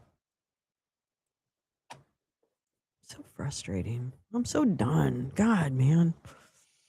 I was in junior high at the time of Watergate and everyone was paying attention to it. Yeah, we watched all the hearings. I mean, even as a kid, I recall what was happening. I mean, I don't know. This world is so fucking fucked up. I can't even explain it. Okay.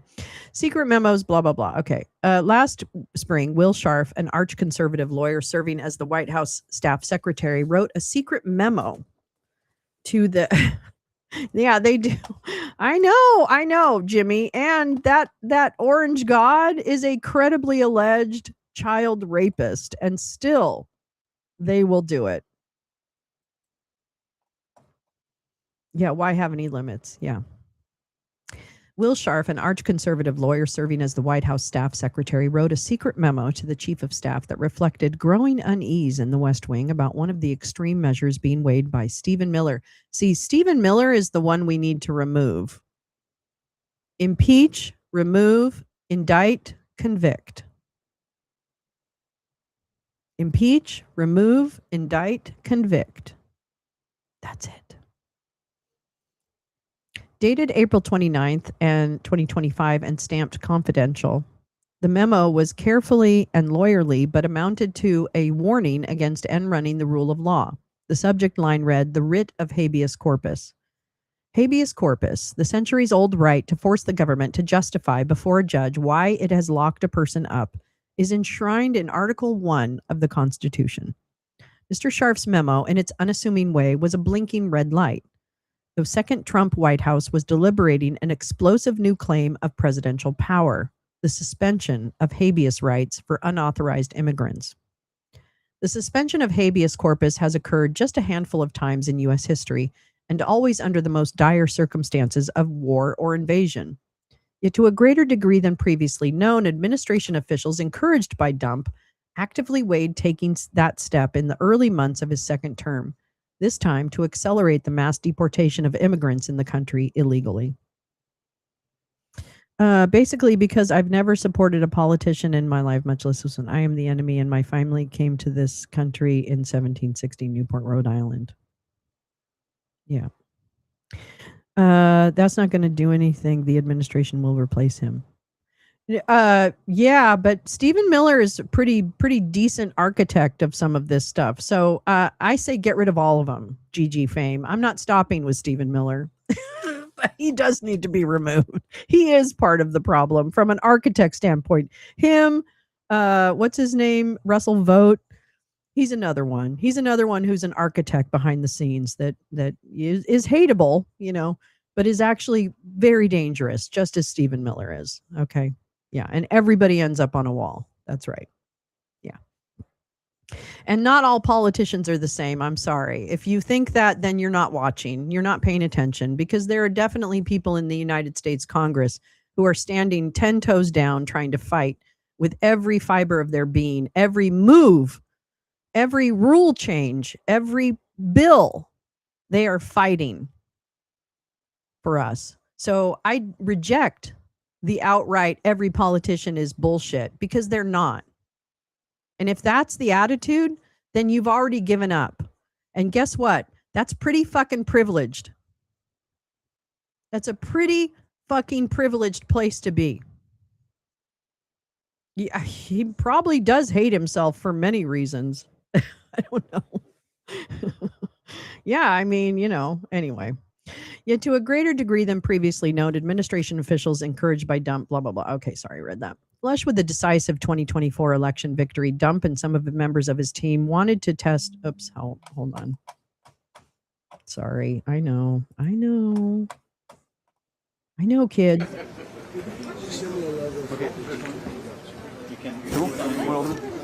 I'll come back to it.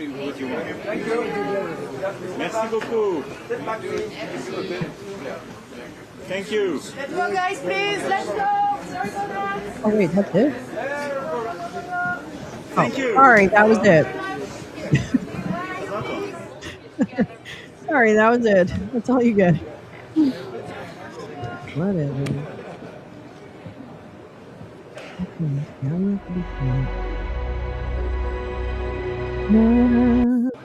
Oh, shit. Sorry, everybody. Okay, let's go back to this. Flush with it, blah, blah, blah. The man who outlined his concerns in the memo, Mr. Scharf, was no resistance figure. A trim, balding, Harvard-trained lawyer who had run for office in Missouri had bemoaned John McCain as too moderate for the 2008 Republican nomination and believed Mr. Dump had been vindictively prosecuted after his 2020 election loss. He had helped develop the Dump team legal argument behind the successful effort to get the Mar-a-Lago classified documents indictment thrown out. There you go. That's right, baby.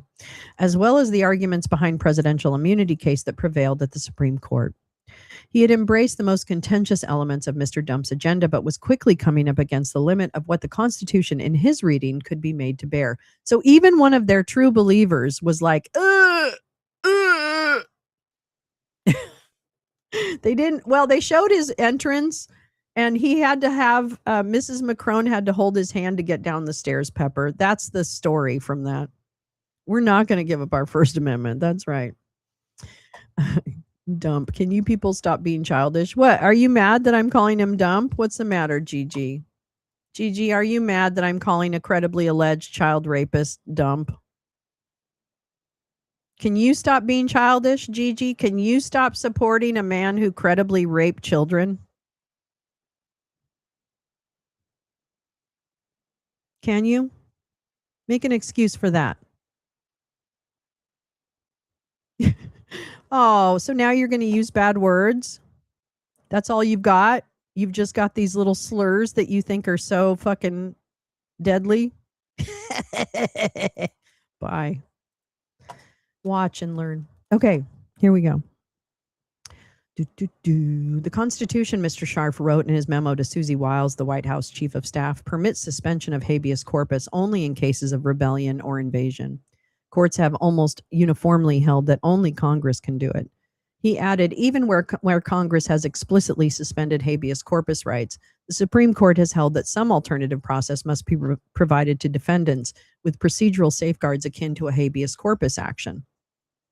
It prevents, in effect, governmental actors from detaining, imprisoning, or executing individuals arbitrarily, Mr. Scharf. Mr. Scharf discovered the Constitution.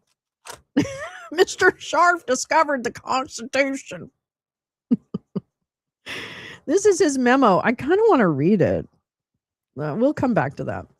In early April last year, the Supreme Court had allowed the administration to continue its use of the Alien Enemies Act as the basis for deporting Venezuelans who were in the country or in the United States illegally, But the justices also ruled that the migrants were entitled to challenge their deportations in court before being expelled. The detainees, the court held, could file lawsuits citing habeas corpus to challenge the basis for their removal, substantially slowing the administration's deportation drive.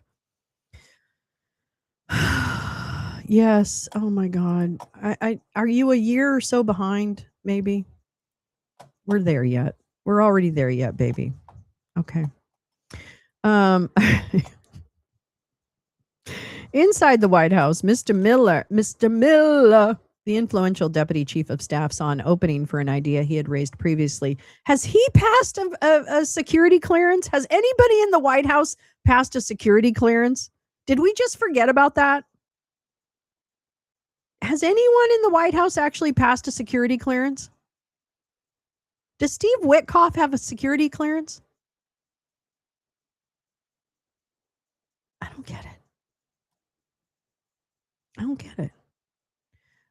Inside the White House, Mr. Miller saw an opening for an idea he had raised previously. What if Mr. Dump simply claimed the power to suspend habeas corpus? Oh my God. Then the locked up immigrants would be blocked from receiving hearings or even from seeking court orders to prevent their removal from the country. This was an opportunity for Dump to not only speed up deportations, but also to assert vastly expanded power over a legal system that was getting in his way. Suspending habeas corpus was one of two radical ideas Mr. Miller had been pushing that alarmed Mr. Scharf. The other was invoking the Insurrection Act to deploy the military to enforce the law on American streets as protests grew against the deportation sweeps. Mr. Scharf wrote confidential memos to Ms. Wiles on both topics, setting out in a low-key way why taking either step would shatter historical norms and likely precipitate hazardous legal and constitutional battles. A senior administration official speaking on background because the official was not authorized to discuss the matter publicly said for this article that senior staff had requested the memos and that they were seen by relatively few people. That's right. It is the Constitution. But the documents reflected alarm among a small group of senior aides. They felt that Mr. Miller's eagerness to test the limits of executive power and to accuse other branches of encroaching on it, echoing a president who bristled at any constraint, risked steering the administration and the country in a dangerous direction. In the case of the Insurrection Act, Vice President J.D. Vance Couchfucker pushed to invoke it just days after federal agents murdered Alex Preddy, a Minnesota critical care nurse who was protesting the administration's immigration policies and helping a woman stand up whom they had knocked down. The details of internal debates over how aggressive Dump should be in seeking to deport millions of immigrants and crack down on those protesting his policies are drawn from reporting from a forthcoming book. Oh boy. She's got a book, baby. We got a book, baby. Book. It's coming out. It's in a book. Oh, yeah. That other stuff is just dumb. At the center of the internal White House debates over suspending habeas corpus and invoking the Insurrection Act were Miller, intent on pushing the limits of the constitutional system, and Scharf, a process-driven lawyer, little known outside the West Wing. As the staff secretary, Mr. Scharf was the final stop for paperwork flowing through the White House before it reached the president's desk. Among other duties, his office processed the executive actions and presidential memorandums behind what became known as the retribution agenda. JD is bisexual. I mean, that's a good one. I'm sorry. That's funny. I know that's funny. But Mr. Scharf belonged to a small group inside the administration that, while supportive of the president's agenda, was quietly trying to pull him back from the more aggressive moves pushed by Mr. Miller and others, actions that promised Mr. Dump quick results but kept producing costly entanglements in court. Because what they have done is illegal, and courts are telling them it's illegal time and time again. What was it? I have to get the numbers, but the numbers they go against the narrative that these folks are trying to push down your fucking throats. Look at the numbers. They are losing in court. Unprecedentedly, this administration is losing in court because they don't have a legal argument for what they're trying to do, y'all. It's that bad. Their worry was self-inflicted damage. Weak legal arguments would invite sweeping rulings against the administration because the Nazis are stupid. They've got stupid lawyers. Fucking Todd Blanche. He was the president's personal lawyer. He lost twice. He lost the rape case and he lost the fucking everything. He lost the fraud cases and the rape case. Hold on. I just got to look at something. Updates. Oh, we got it.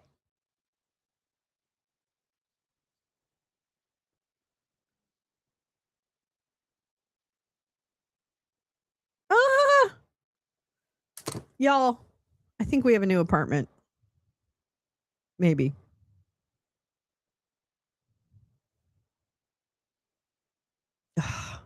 You're going to love it. You're going to love our new apartment. I don't know yet, though. It's not confirmed. Confirmed.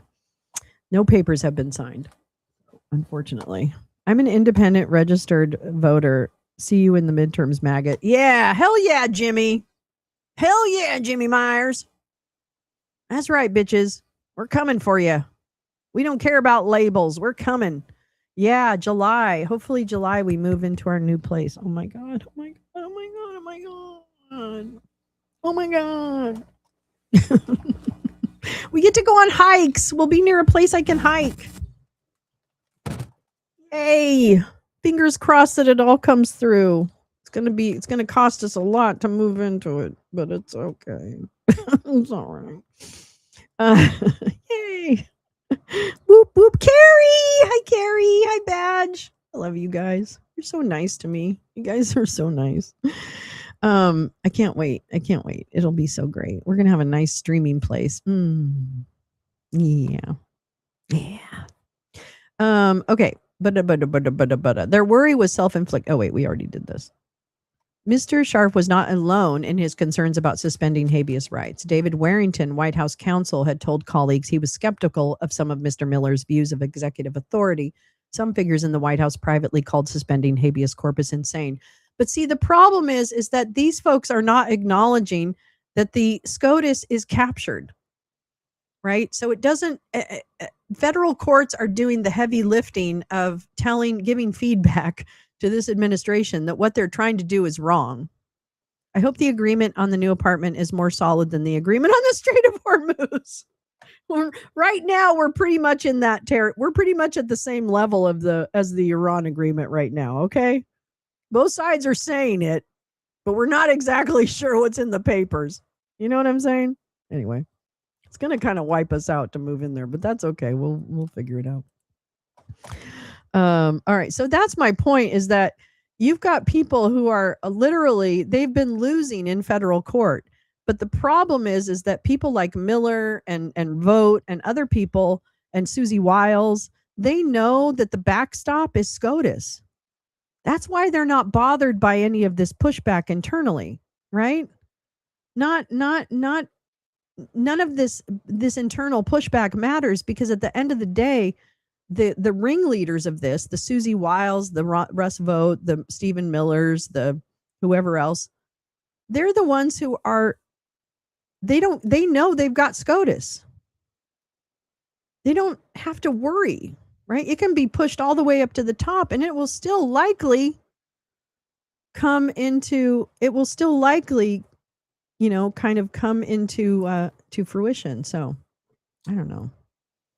Not yet 40 agreements on the apartment. So yeah, at least I only am in one agreement right now, right? We haven't, although we have applied for a few apartments. It's brutal out here. You are not good enough. I know.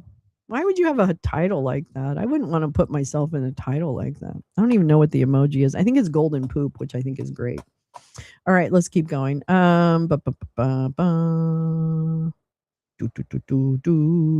David Warrington. Okay. Mr. Miller, according to West Wing officials, had at first tried to charm Mr. Scharf, but soon came to see him as an obstacle. Weeks after the inauguration, he was issuing sharp directives to Mr. Scharf's office about how it should operate. When it came to suspending habeas corpus, one of the most powerful constitutional protections of individual rights, I'm under an MOU in the apartment. Yeah, in regards to the apartment, we're currently in the MOU phase. It's true. A gentleman's agreement. Would you say? We still got 30 days here. We got to give 30 days notice, so we're good. Let's see. Bypassing. Okay. Mr. Miller was in effect encouraging something Mr. Dump had long dreamed of, bypassing judges in deportation cases. Can I also just say that I don't think Mr. Dump dreamed of bypassing judges in deportation cases? I think he was told he hates people and hates poor people, especially hates brown people, hates black people, unless they're making money for him. And so I don't think he literally gives a shit about habeas corpus, nor does he even understand what it is. Okay. I think whatever Stephen Miller tells him to believe, he's going to believe. Whatever Russ Vogt tells him to believe, he's going to believe. Whatever Susie Wiles tells him to believe, he's going to believe. Literally, I think this guy is more of a sponge than he is any kind of mastermind. He's just not. He is the Trojan horse that they needed to break all the norms. And boy, did he do it. He fucked those norms. That was his job. And he did a great job at it. And now we're left with this internal mishmash of Renfields and, and the other guy. Yeah. Fuck. The president was interested. He asked advisors about Abraham Lincoln's suspension of habeas rights during the Civil War. Really? Maggie Haberman? Really? He really asked about fucking Abraham Lincoln's suspension of habeas rights during the Civil War? Seriously? This is bullshit. This is Maggie Haberman's wet dream. This is not a serious article. Acting like the president is the intellectual center of any of this is disingenuous bullshit. The Dump administration was not known for encouraging or tolerating internal dissent, but Mr. Scharf put his concerns down in writing as aides realized the discussion was becoming serious. The history of habeas corpus dates back to the very dawn of English common law, he recorded in his memo to Miss Wiles. Denial of habeas corpus rights was a key grievance underlying the American Revolution. Hello. And the right to apply to the federal courts for habeas review dates to the beginning of the Republic. Wow. Listen to this guy. He would have been like a true believer. That is the least knowledgeable, unspecific criticism I've ever heard. Go back and try again. Throughout U.S. history, Mr. Scharf wrote, all three branches of government had been loath to interfere with habeas corpus, doing so only in only in the direst of circumstances and typically with respect to very limited categories of individuals. Habeas corpus had been formally suspended only 4 times, most recently after Pearl Harbor. In every case, the country was at war or facing armed rebellion. We weren't because we interred a bunch of Japanese people, and that basically is just as bad as what we're doing right now. Yeah. In every case, the country was at war. Okay, only Lincoln at the start of the Civil War had ever claimed the power without congressional authorization, and only during a long congressional recess. Mr. Scharf cited President Bush, whose expansive claims of executive power helped lay the groundwork for Dump's second term. Mr. Bush had claimed that he could indefinitely imprison terrorism suspects at Guantanamo Bay, and that no court had jurisdiction to hear their habeas petitions. That's ridiculous, okay? Yeah, but in 2008, back in the old days, the Supreme Court ruled that the detainees still had a constitutional right to file such lawsuits. Do you think that would happen now? I'm very curious. I mean, I know they have the habeas stuff, but I don't know. The upshot of these cases is that for all persons held in de facto U.S. territory, habeas rights apply, or in the limited circumstance of military detainees, an adequate alternative to habeas must be provided, Mr. Scharf concluded. Mr. Scharf did not say what Mr. Dump should do, but the implication was plain. Suspension of habeas rights without congressional authorization would almost certainly be found unlawful, and the court fight would become a huge self-inflicted distraction. Oh, you mean like a war that alters our global trade? You mean like that? So this is number 2? The day after Mr. Scharf sent the memo to Ms. Wiles, Mr. Dump publicly alluded for the first time to his consideration of taking that drastic step. I'm telling you right now, he just says whatever the people that are around him tell him to say. Everything they said about Biden is literally happening in this White House. Literally. He's not the initial. Oh my God. There's one way. Here we go. There's one way that's been used by 3 very highly respected presidents. I mean, they're not as good as me, but you know. But we hope we don't have to go that route. Sorry, I thought there was more. He said during a cabinet meeting, referring to his options for going around the courts in the case of Kilmar Armando Abrego Garcia, the Salvadoran national who had been living in Maryland and had been wrongly deported to a notorious terrorism prison in El Salvador known as CCOT. But we hope we don't have to go that route, Mr. Dump added. Do we know how many people are still being held in CCOT or the DRC or Sudan? Do we know? Do we know how many people are still being held and where that? Because that's still happening. Those flights are still going. If you don't follow JJ in DC, JJ in DC is a actually I'll pull up his account and give you the handle because he, I guess it's a he. Oh my God, I shouldn't say that. They report on the actual flights that are happening around the country and they are fabulous. So let me get that. Let me find JJ in DC. You guys probably already know who he is, but I just want to make sure for the show that people know. JJ in DC. JJ in DC. Sorry about that. Okay, let me copy. Copy. All right. This account on Blue Sky does amazing tracking of planes going back and forth. So this is very real and very much happening. And I don't know. I don't know how we stop it, but man, we got to fucking do something. This is so fucking ridiculous. When CNN later reported that Mr. Dump's cabinet comments referred to suspending habeas corpus and that the president was directly involved in discussions, Mr. Miller addressed reporters outside the West Wing. Baby voice. The Constitution is clear. And that, of course, is the supreme law of the land. That the privilege of the writ of habeas corpus can be suspended in a time of invasion. It's true. You gotta look it up. So it's an option we're actively looking at. Mr. Miller was intentional about his choice of words. The president had been trying to recast the immigration surge across the southern border during the Biden years as an invasion by enemy forces, a highly dubious claim intended to unlock extraordinary powers intended only for wartime to repel the migrants. Mr. Miller kept using the word invasion even after border crossings had fallen to multi-decade lows. Look, a lot of it depends on whether the courts do the right thing or not. Mr. Miller added to the reporters, a not so subtle warning that federal judges to give the president a leeway he was seeking. See, that alone, that sentence alone should be like, no, Stephen Walmart Nosferatu, get back in your coffin and go away. You fucking loser.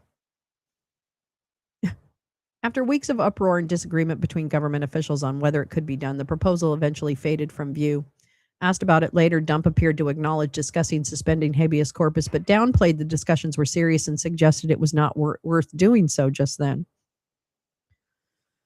If you're going to do that, that's a big one, Mr. Dump said, referring to Mr. Abrego Garcia. You wouldn't do that for a particular person. What? Mr. Dump got some of what he wanted anyway through a bureaucratic sleight of hand. For nearly 30 years, immigration laws have been interpreted with a clear distinction between people stopped at the border and people arrested inside the country.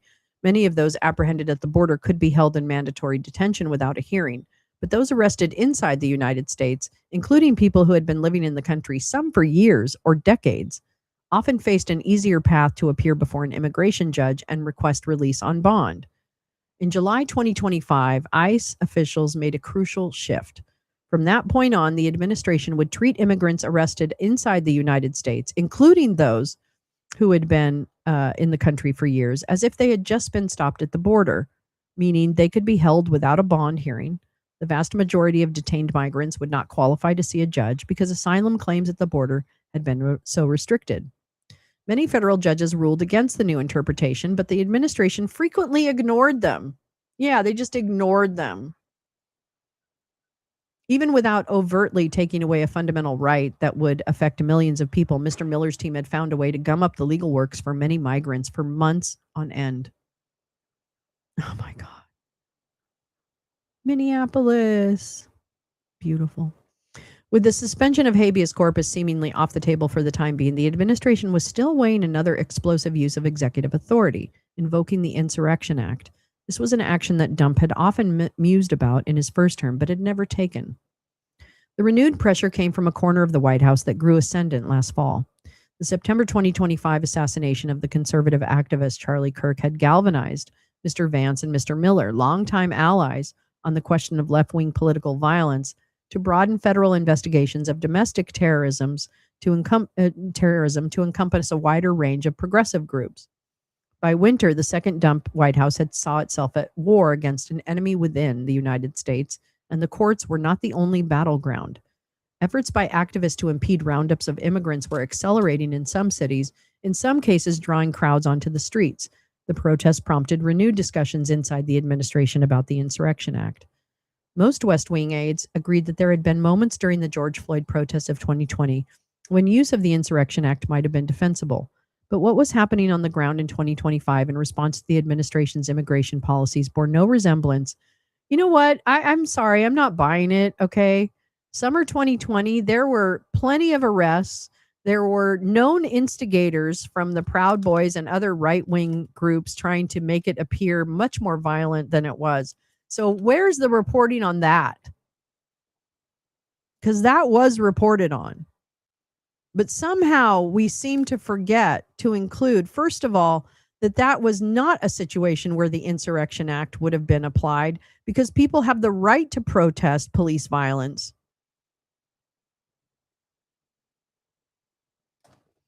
And if you want to know why people burn shit down, and maybe you should ask them. Maybe we should figure out why people are so fucking ready to burn shit down, if indeed they even are, which I challenge that notion as well. You cannot and should not paint any large group by the actions of members that, I was down on the ground in front of the federal detention center, and there would be people that came up behind me and throw something at the police. So then the police would respond. It fucking happens. People are mad. I don't really give a shit about a building being burned down. I care much more about why that building is being burned down in the name of human rights. So maybe if everybody just fucking focused on the right things and said, yeah, we want to make sure everybody's got constitutional rights, human rights, civil rights, then maybe, okay. But people are pissed. And unless you address the reason people are pissed, they're going to continue to be pissed. And instigators will instigate. It's a fucking vicious cycle, and we just, because of disinformation, we choose not to step out of it. Because of disinformation. Go figure. All right. For Mr. Dump, the question of how to handle protesters became entangled in what he had long sought to portray, often with wild exaggeration, as an epidemic of violent crime in Democratic-led cities. His solution was to put troops on the street, at least in the form of National Guard, who ended up getting shot. For what? That guy was killed for what? That National Guard person? That woman, right? She was killed for what? For what? So that he could have a photo op in DC? What the hell are we even doing? What is going on? Like, if a Democrat did any of this stuff, it would be impeachment immediately. So yeah, please vote in the midterms. Please. Please vote for pro-democracy. I don't care what you call yourself. I don't care what label you have. Vote for democracy. Vote for justice. Vote for the rights of people that you don't even know. Vote for an end to tyranny. Do your research on who the people running for representatives are this fall. Understand what they care about. Please. This is the most important thing we can do this year. I know, and I respect the fact that many people, activists, etc., are like, elections don't work and blah. I understand that. I do. But I am begging for us to vote for pro-democracy, for reasonableness, for the Constitution, and for the rights of people we may never meet. Like, that is what is always driving that.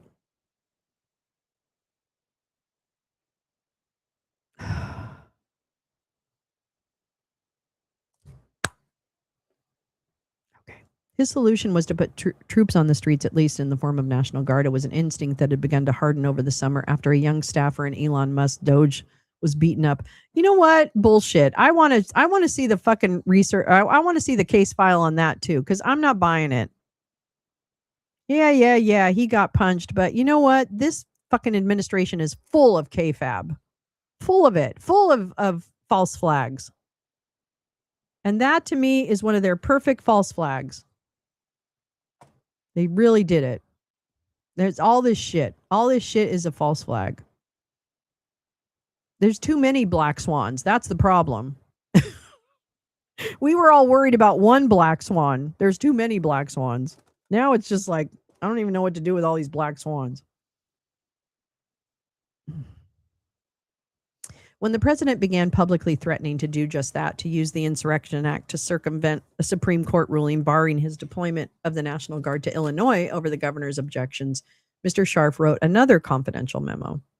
The Insurrection Act serves as a break-the-glass exception to the traditional general prohibition on the use of the military in domestic setting, Mr. Scharf wrote in a memo dated October 29th, tracing the history of its youth.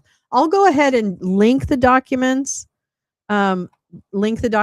in my description of the video, so you'll have all the documents, including the memos themselves. I won't read them now because we've got other things and I'm kind of running up against time. The most recent use was during the 1992 Los Angeles riots, when the acquittal of 4 police officers in the beating of Rodney King triggered 6 days of destruction that left 63 people dead, nearly 2,400 injured, and whole blocks of the city in flames. The 1992 deployment had come, as Mr. Scharf noted, at the request of California's governor. What Mr. Miller was pushing, and the president was eager to do, had no precedent under these relatively peaceful circumstances. Most legal analysts agree that the Insurrection Act does provide the president with exceptionally broad powers and authority, essentially unreviewable by the other branches of government, Mr. Scharf wrote. But he cautioned that it would almost certainly be challenged in court the moment it was invoked, slowing the process and potentially obviating any advantage to be gained in terms of the flexibility that it would provide to the president. Privately, Mr. Scharf stressed to colleagues that suspending habeas for immigrants and invoking the Insurrection Act without the genuine need were 2 steps the White House could not afford to take. But as the administration pushed ICE deeper into cities and as protests against the president's immigration policies intensified in response, the pull of the idea remains strong for some in the West Wing. Jesus Christ. The discussion came to a head in late January. Federal agents had shot and killed 2 U.S. citizens who had been voicing their opposition to the administration's deportation policies in Minnesota: Renee Good, a poet and mother of 3, on January 7th, and Mr. Preddy, an intensive care nurse, on January 24th. The ensuing protests had grown into the most intense unrest of Mr. Dump's second term. Mr. Miller and other senior officials accused Ms. Good of domestic terrorism, and Mr. Miller called Mr. Preddy an assassin.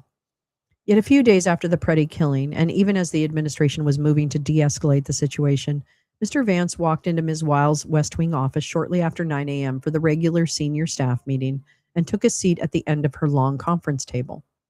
Attendance was lighter than usual. Mr. Miller sat to his right, his back to the windows overlooking West Executive Avenue.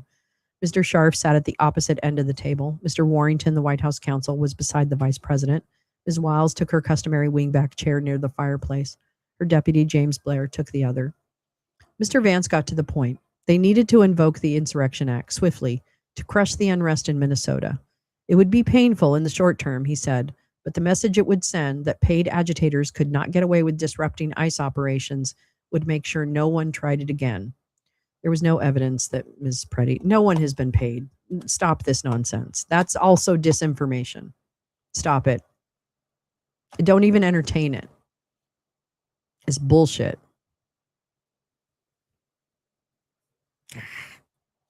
Okay. Yeah. So this, I think, is very important. Mr. Vance is the one who wants to crack our heads. Don't get it twisted. Peter Thiel's puppet, J.D. Vance, the representative of the donor class, Mr. Vance. Yeah. He got punched by a black high school girl. Who got punched? Oh, Stephen Miller. Yeah, he had some problem. I don't know what problems he had. He was very mad when he was here in Santa Monica or something like that. I don't really know. He's a racist. He's a fucking racist asshole. Like he literally is like has Nazi ideations. Like it's weird. Mr. Sharp spoke next. Without referring to the confidential memo he had sent Ms. Wiles in October, he laid out his objection. The law, as he understood it, simply did not fit the circumstances on the ground. Mr. Miller, unusually subdued, pushed back only mildly. The boundaries of the Insurrection Act, he suggested, had never really been tested. See, this is another thing. John Eastman said that too about the vice president not counting the votes on January 6th. Right? John Eastman wanted to be famous for breaking the Constitution by indicating that the vice president could reject the votes. That's the reading of the Constitution that he had. Doesn't that sound familiar? He wanted to test the limits of the Constitution. That's what they all want. That's not true, Stephen, Mr. Sharp said. It's very prescriptive. Someone noted the use of the law in 1992. Someone else made the obvious rejoinder. This was not the LA riots. Then Mr. Blair weighed in with the political case. The scenes of federal agents in Minnesota already looked chaotic, he said. And the public was recoiling. He put 3 questions to the room. What does the Insurrection Act give us that we don't already have? What changes on the ground would be worth the heat? What else could they win that would justify the public relations cost? The room was quiet. Nobody had a good answer. For weeks, Ms. Wiles, the chief of staff, had been fielding calls from elected officials and business leaders about Minnesota. After Mr. Preddy was killed, she had pointedly told colleagues that the reason for sending federal agents to Minneapolis had been, quote, to arrest people who were getting federal benefits wrongly. This is what we went to Minnesota for, and we are so far off that mission. Fucking bitch. Fucking bitch. But as was often her way in charged discussions, she said little now, giving others the floor. From his seat on the couch, Stephen Chung, the White House communications director and punchable face, laid out the public relations problem. Mr. Vance, having heard the arguments, appeared to soften. Perhaps now is not the time. The meeting broke up without a decision, a vague consensus to keep thinking about it, but it had been clarifying in its own way. Even if after the administration's posture had helped escalate tensions in Minnesota, even with the blowback mounting, the vice president and Mr. Miller were still searching for a reason to put federal troops on American streets. Under immense public pressure, the administration would subsequently take a different course of action. The most vocal immigration hardliner, Bovino, Customs and Border Protection Commander at Large, was removed from his post, and administration held back on ICE pushes in cities in the weeks after Mr. Preddy's death. Yet just as no, they've just been quieter about it. Okay, let's stop this. They didn't hold back. We've got them. Oh man, this is the bad disinformation Maggie is trying to push you. They're trying to make you think it's not happening. Yet, just as the idea of suspending habeas was set aside, but never fully abandoned by some inside the White House, I'm so sorry, the Insurrection Act, at least in the eyes of proponents, would remain a loaded weapon in the West Wing, eager to test the limits of presidential power. I'll gift that. I'll gift this article. Sorry, hold on.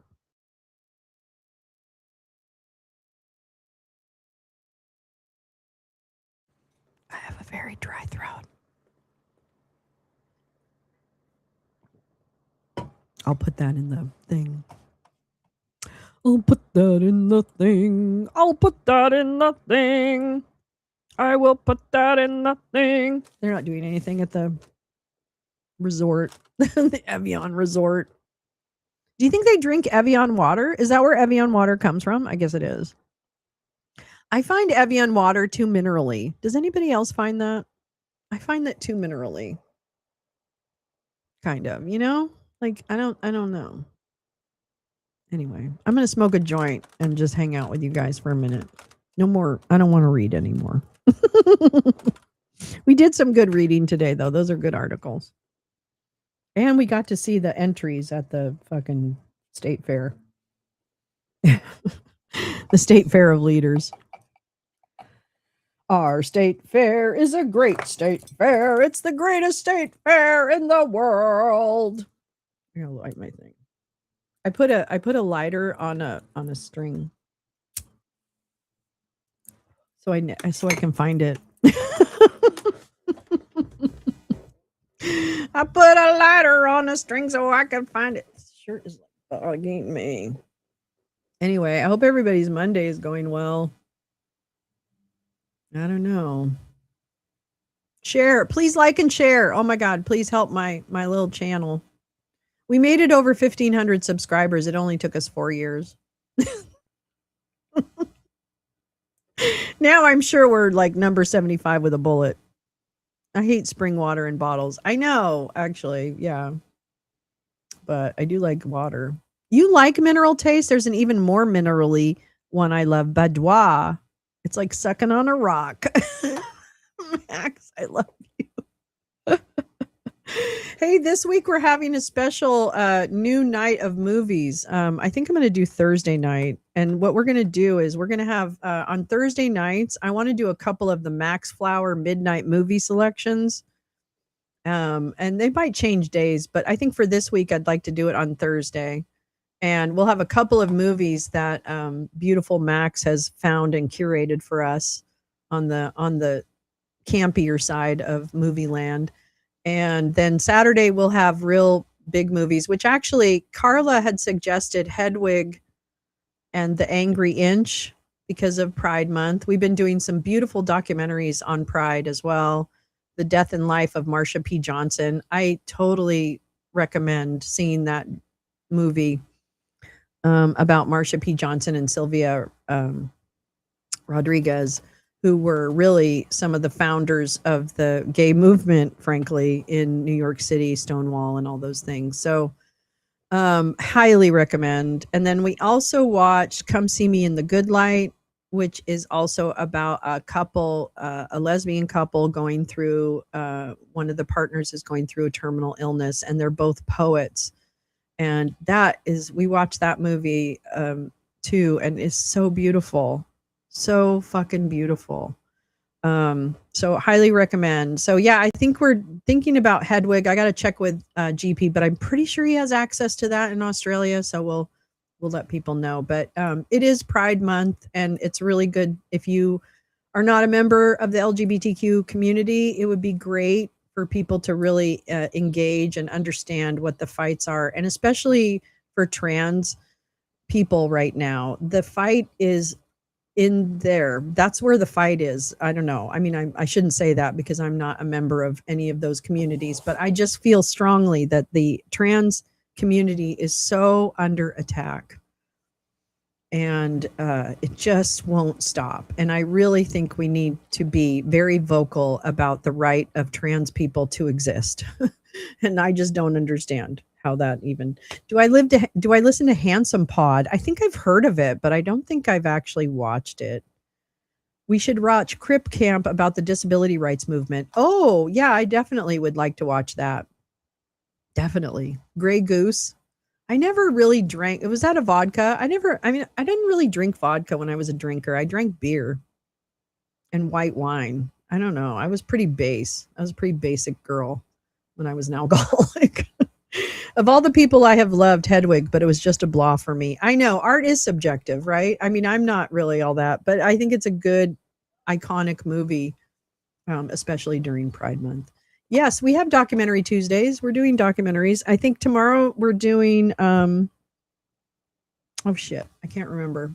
But it's another one along the theme of LGBTQ rights and stories. So we're trying to highlight, I pick movies to highlight stories from those communities because they're so under attack. And I want to learn more. So hopefully other people do too. That's what this is all about for me. It's just to learn. You're learning with me. I'm not telling you anything. Okay. I mean, I might tell you things sometimes, just in my opinion, but I'm not teaching anybody anything. I'm just trying to stand up for what I believe in, which is human rights for everyone. We start there. And then you can argue about, some specifics, I guess, but it doesn't make sense to me. This is all a waste of time and money. And I just want to say last night in watching hi, easily distracted. Oh, so good to see you, girl. One thing I want to say about the fucking fight last night. Wait, is there something happening? Do you hear it? Wait, you don't hear it, but hold on. Let me just see if there's something happening. Are they doing a question? Hold on.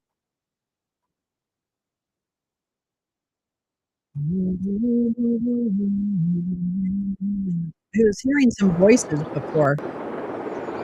Okay, let's save for this. Anyway, yeah, that's all I'm trying to say. I'm always up with everybody. You know what? I don't actually hate anyone. I hate people who are trying to take rights away from others or speak ill on entire groups of people. And if you're a maggot and I don't like you, you have the perfect opportunity to say, you know what, you're right, Lolo. I should not be a transphobic. I should not be a racist. I should not, you have a chance to change that. Broadway tunes. I actually agree with this criticism of Hedwig and the Angry Inns. I'm not sure it's the best musical, although I'm not a musical fan either. Actually, that's probably what's weighing in this more than that. I just don't like musicals. It has to be like Hadestown is one of the only musicals I could really stand. Just to be honest. It's a great musical, by the way. Hadestown is a beautiful musical. You should definitely listen to the soundtrack of Hadestown. It's the Ophelia myth. It's so good. The music is so good. Oh my god. Oh no, are you on the maybe easily is over on the vertical.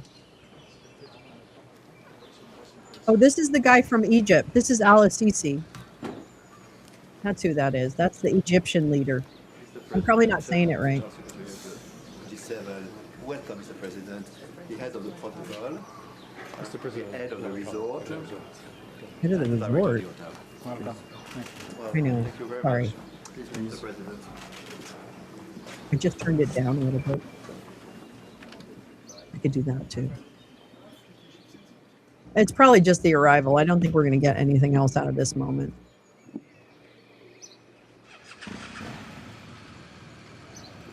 Looks like a nice place. Wait, they don't have any space for protesters or anything. I think there are protests, but I can't remember where I saw them. Sorry, get rid of that. Sorry. Anyway. So I hope we have a good week. I hope nobody dies. I hope we get justice. There's a lot to cover. But you know what the good news is? Not good news, but you know what's happening is there's not a lot happening in Congress this week. So I'm going to take that as an opportunity to read some of the stories and get deeper over the next few days. So be ready for that. I think we're gonna dive deep as we can. There's always more. There's always more I could do. I always feel that at the end of every show. I always feel like, God, I could just keep going. But I get a little tired and I don't want to be tired. But I just really, there's so much. There's so much we need to cover. It looks similar to the hotel in Banff. Yeah, I know. It's a nice resort. Pretty nice. Anyway. Well, tell you what, I adore you. If nobody else adores you, I do. So just know that. And I hope that your Monday is as restorative as it can be for this week. And I hope you're able to find a moment to take a deep breath today, because I think deep breaths are very important. I didn't do my little meditation this morning. I have to get back to that. I do recommend sitting in musical silence for a few moments in the morning, just to anchor yourself in your mind. So I hope that for you. I hope that for everyone, even the maggots. I even hope they find peace. So try 3-minute Tic Tacs. There you go. 3-minute Tic Tacs. All right. I love you guys. Thanks again for coming. Thank you for supporting the show. Thank you for getting us. Thank you for being here for the years that you've been here. I really appreciate it. It means a lot to me. And I can be a bit whiny sometimes, so I know, but I really appreciate it. I really appreciate it. All right. I'll see you guys later. I'll see you tomorrow morning, bright and girly, same channel. Hopefully more news about the apartment, which get ready because that studio is going to be amazing. All right. I love you guys. I'll talk to you later. Bye.